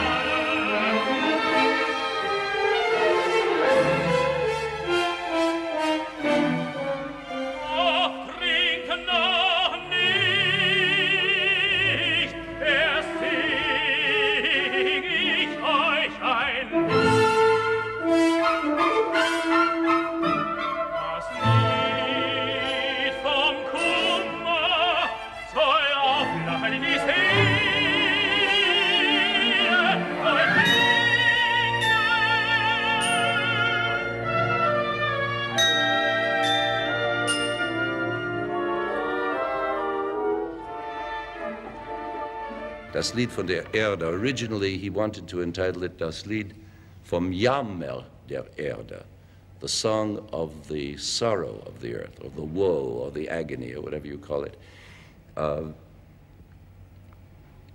He did use that in the title of the first song, which is called Das Trinklied von Jammer der Erde, the drinking song of the woe, of earthly woe. But in that original title, you have the element of the song, which is, of course, Mahler's great weapon, with which he fought all his life, his music. You have the element of the earth, which implies nature and all the forces ranged against him and for him, all the beauties of nature. And, of course, the woe, the bitterness of it all. And all this constructs for us a picture of dualism, a duality which evolves really from Mahler the man and is very evident in all his works. There's a kind of schizophrenic quality in Mahler, in his life, a divisiveness, a duality in his very nature and in the way he lived, being both a naive and a sophisticate, being a provincial and an international figure, being both Jewish and Christian, being both a conductor and a composer, all those things. But all these dualisms in his own life show up in all his music, and never more than in this great final work, which of course he never heard himself. That's almost the most tragic thing about this work, that he didn't live to hear it performed or to perform it himself. The first 5 of the 6 songs actually deal with dualisms and contrasts in one way or another. Mainly the duality of illusion versus reality. What is real? And it deals with, or they deal, these first 5 songs, with finding ways of coming to terms with the problem of mortality, ways of living, muddling through. And in the great 6th song, the farewell, the Abschied, which is the long one and the masterpiece, somehow the true reality is found, and the dualities are once and for all resolved, unified, and Mahler finds his peace, as do we all who perform or listen to this great work. I suppose it might be useful to run briefly through the 6 songs just to get a sense of their progression. As you know, the 6 songs are sung by 2 soloists, and a tenor and an alto, who alternate, beginning with the tenor and ending with the alto. And so this first song which is called the drinking song of earthly sorrow, is sung by the tenor.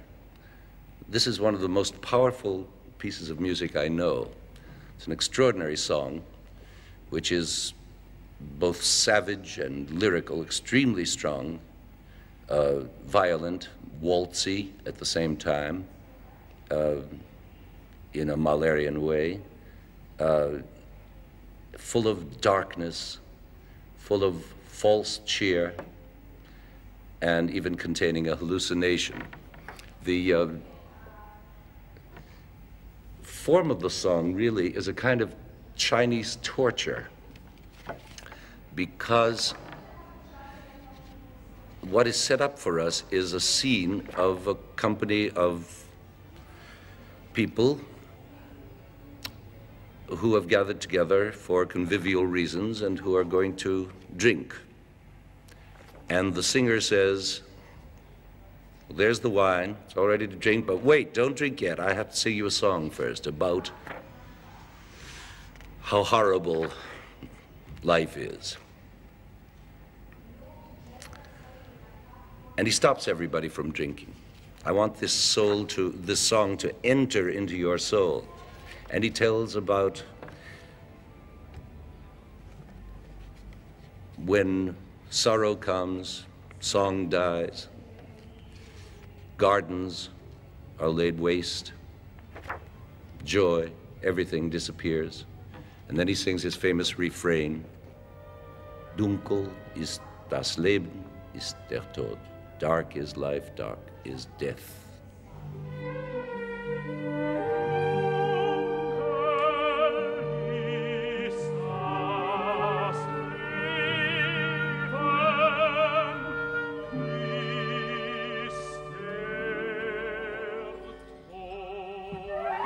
Again, the music resumes very savagely, and he says, there's so much wine. He addresses the host. He says, your cellar is bursting with wonderful wine, and here I have my lute, we have music, and these things go together very well. Again, here's the Chinese torture. He's encouraging everybody to have a good time, and a good full cup of wine is worth more than all the riches of the earth put together. But dark is life, dark is death. And then he says, he turns philosophical. He says the firmament, the universe, remains forever and renews itself every spring. But you, man, how long do you last? Not a bare 100 years do you have a chance to enjoy these tawdry toys of life, these rotten amusements that you call life. Look, then he has his hallucination. He says, look over there in the moonshine, in the graveyard. There's crouching a horrible monster. It's an ape. He's howling into the night. He's howling into the sweet scents of life. And at this terrifying climax, listen to him howling, listen to him howling. Now, take your wine. Now you may drink. Dark is life, dark is death. It's an extraordinary song. The second song, which is sung by the alto, is called The Lonely One in Autumn. And we now have spring contrasted with autumn. And again, a duality is set up in which the loneliness and paleness and coldness and shadowiness of autumn, the frost on the grasses, the dismal light, the dying leaves, are all contrasted with the idea of the sun of love, which does not shine and does not come to dry my tears. This song is musically, by the way, one of the most interesting because it's so bare, spare, rather reminiscent of the Pimien scene in Boris Godunov, Mussorgsky, in its winding violin line with a solitary oboe against it. Very chamber music-y. And by the way, the whole piece is, in spite of the fact that it uses an enormous orchestra. It uses that orchestra in a very chamberish way, so that only groups of it are used at any given time. As a matter of fact, there is only one song in which the tuba is used at all, and there is only one song in which the trumpet section is used at all as a section. In the great final song, there are no trumpets. In other words, Mahler chooses his orchestra very carefully, and this is one of the things that makes it so difficult to perform and to prepare, because you have to prepare an enormous orchestra as though you were preparing a string quartet. In other words, everybody in the orchestra must know what everybody else is doing, and they must play with enormous sensitivity to what everybody else is playing. The third song, again sung by the tenor, is the tiny one, the most overtly Chinese one, purely pentatonic, and it's a tiny little miniature song reminding one of a Chinese print. As a matter of fact, most of these songs remind one of Chinese prints. Certainly that lonely one in autumn brings to mind many Chinese prints of fading colors and pastels and muted tones. This particular Chinese print of the third song, which is called Of Youth, about youth, paints a little picture which is bright and cheerful of very well-mannered young people, highly cultivated, Mandarin kind of people, gathered together in a little pavilion of green and white porcelain, where they are conversing, drinking, having cultivated chatter. And this pavilion is set on a little island in the middle of a pond, which is reached by a little arched bridge. And all this scene is reflected in the still waters of the pond, so that you see it simultaneously upside down. Again, the duality. You see the image and you see its reflection. So what is implied really here is that all these lovely people having such a well-mannered, good time, drinking and chatting, some are writing verses, poetry, are also an illusion. Alles auf die Köpfe stehen in dem Pavillon aus Grünem und aus weißem Porzellan. Wie ein Halbmond geht die Brücke, umgekehrt der Bogen. Freunde, schräge Kleider, trinken plaudern.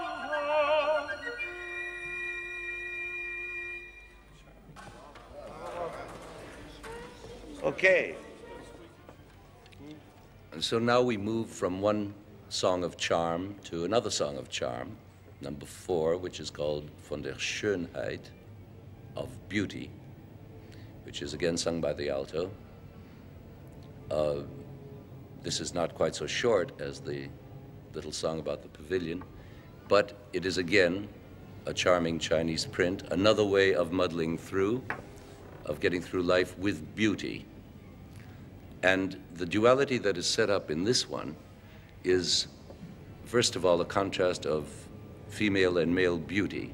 We start out by seeing a picture of beautiful young maidens in silken clothes, as the people in the little pavilion were also dressed, extraordinarily pretty and young, picking blossoms on the riverbank.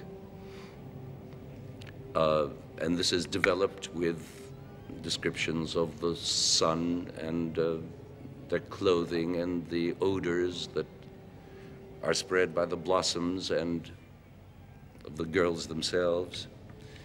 And suddenly into the middle of this rushes a bunch of handsome youths on horseback.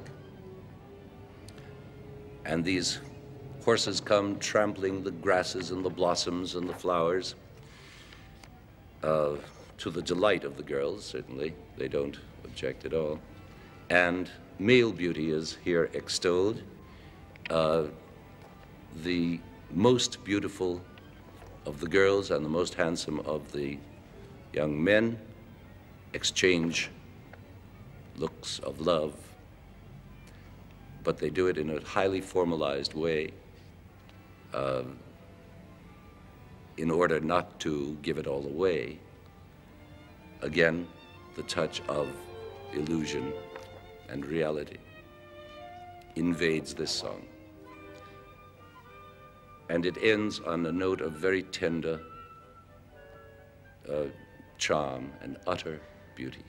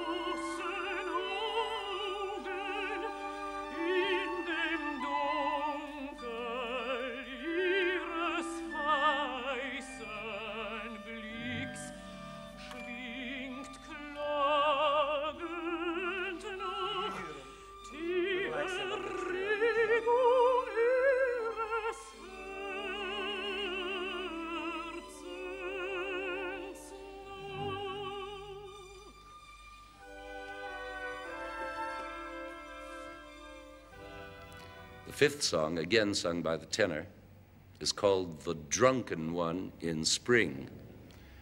And this is, again, a very active song in which the tenor is telling us that if life is only a dream, why all the fuss? Why complain? Why not just drink? Have a good time. It's spring. He says, I fill my belly with wine until I sing. And then when I can't drink anymore because I'm so full, I go home and sleep it off. I have a wonderful sleep, and then I wake up and I fill my glass again and I drink again and I sing again. And somewhere in the middle of this song, he enters a dreamlike state in which he hears a bird. And he asks the bird, has spring come? And the bird says, yes, it has. And so the spring has come, but finally he says, what do I care? What's the spring to me? Let me just stay drunk.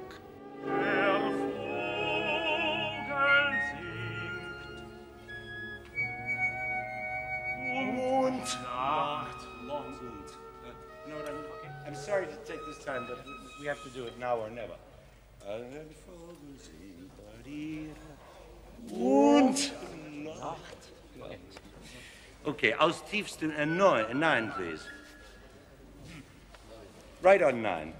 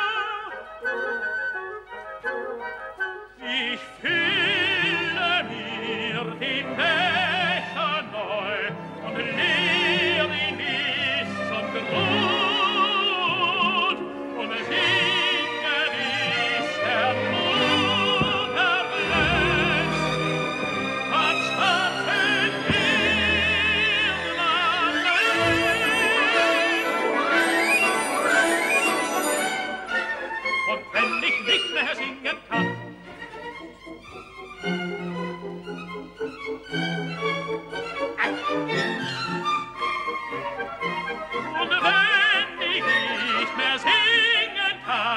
schlaf ich wieder ein. Was geht mich denn der Frühling an? Lass mich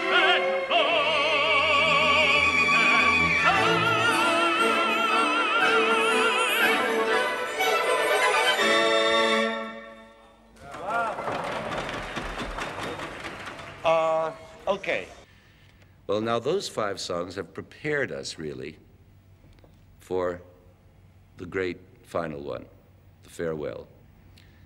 This song falls into 3 main sections, each one introduced by a recitativo, and the second and third sections separated by a long symphonic episode for the orchestra alone, in which the ultimate struggle takes place, a very painful piece of music, so that when she returns with her third and final recitativo, it is in absolute calm and serenity. And it tells of the parting of 2 friends who drink a farewell drink, and one wanders off into eternity. Those are the 6 songs. Now, what is it that actually connects these 6 songs and makes them so much of one piece? It's mainly a series of symbols and images which recur.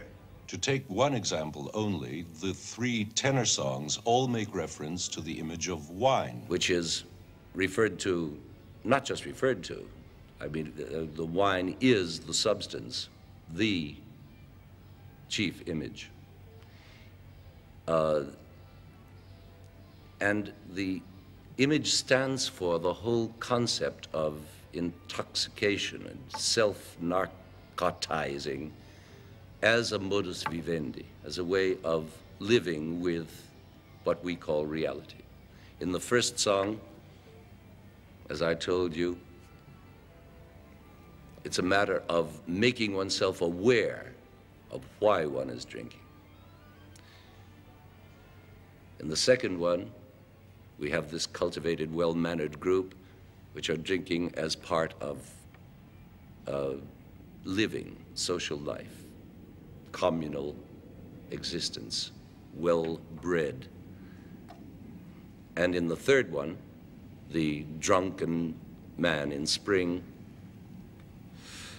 we have a really all-out rough assertion of this theme, which says, I'm not even interested in the spring or in that little bird. I just want to remain intoxicated and happy and sing. Of course, that is, we must never forget that that is the main symbol, and Mahler's main symbol, music. That third song, by the way, is a rather timely kind of hippie text, which unfortunately conveys something of the passivity that is all too prevalent in our times. But that is an aside. That really is not pertinent to the work. The alto does not refer to wine in any of her songs, except in the Abschied, where the final song, where all the symbols are drawn together. Almost every image that has been enunciated in the preceding 5 songs finds its way somehow into the 6th.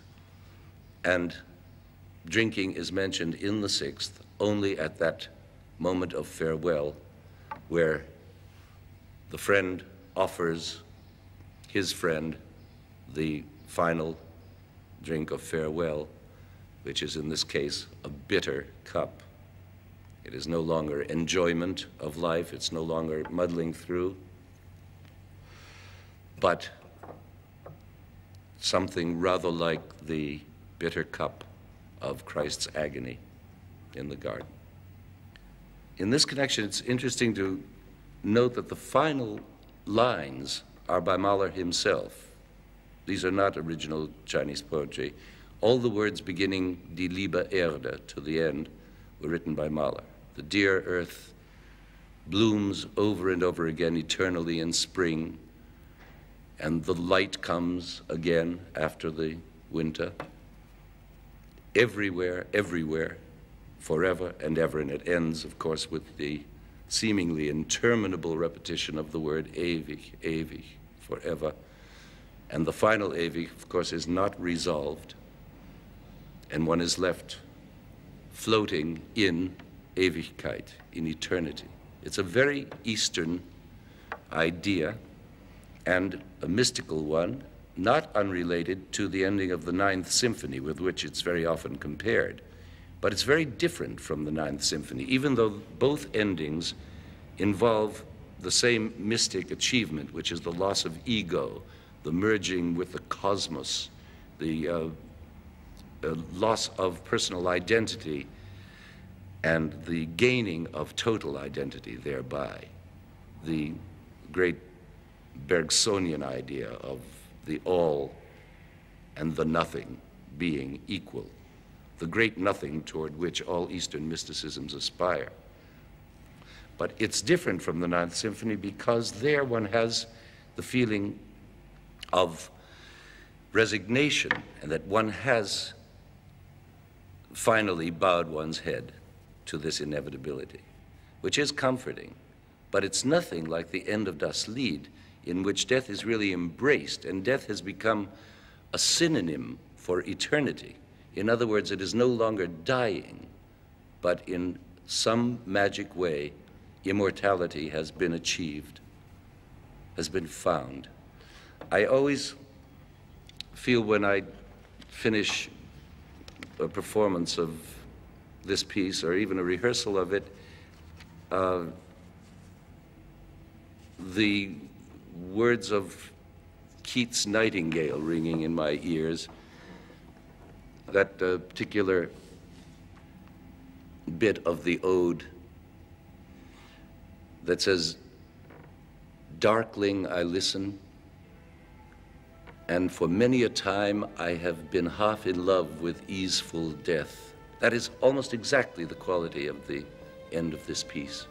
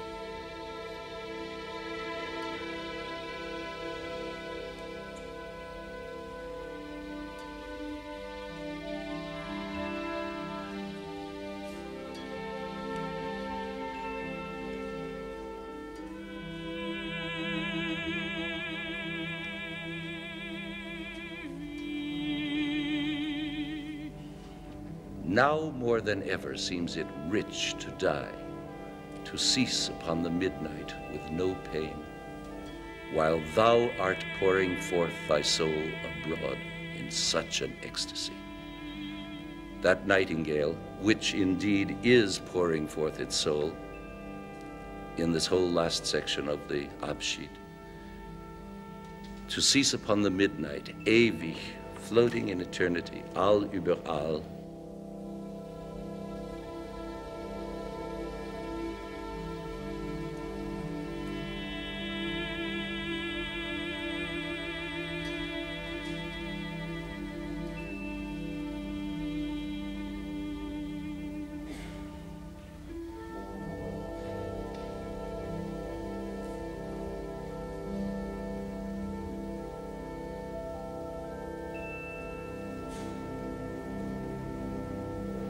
And then when it's all over and it's all died away, in that silence, I always hear the last two lines of Keats's ode. Was it a vision or a waking dream? Fled is that music. Do I wake or sleep? And that is the essence. That is all of Das Lied von der Erde.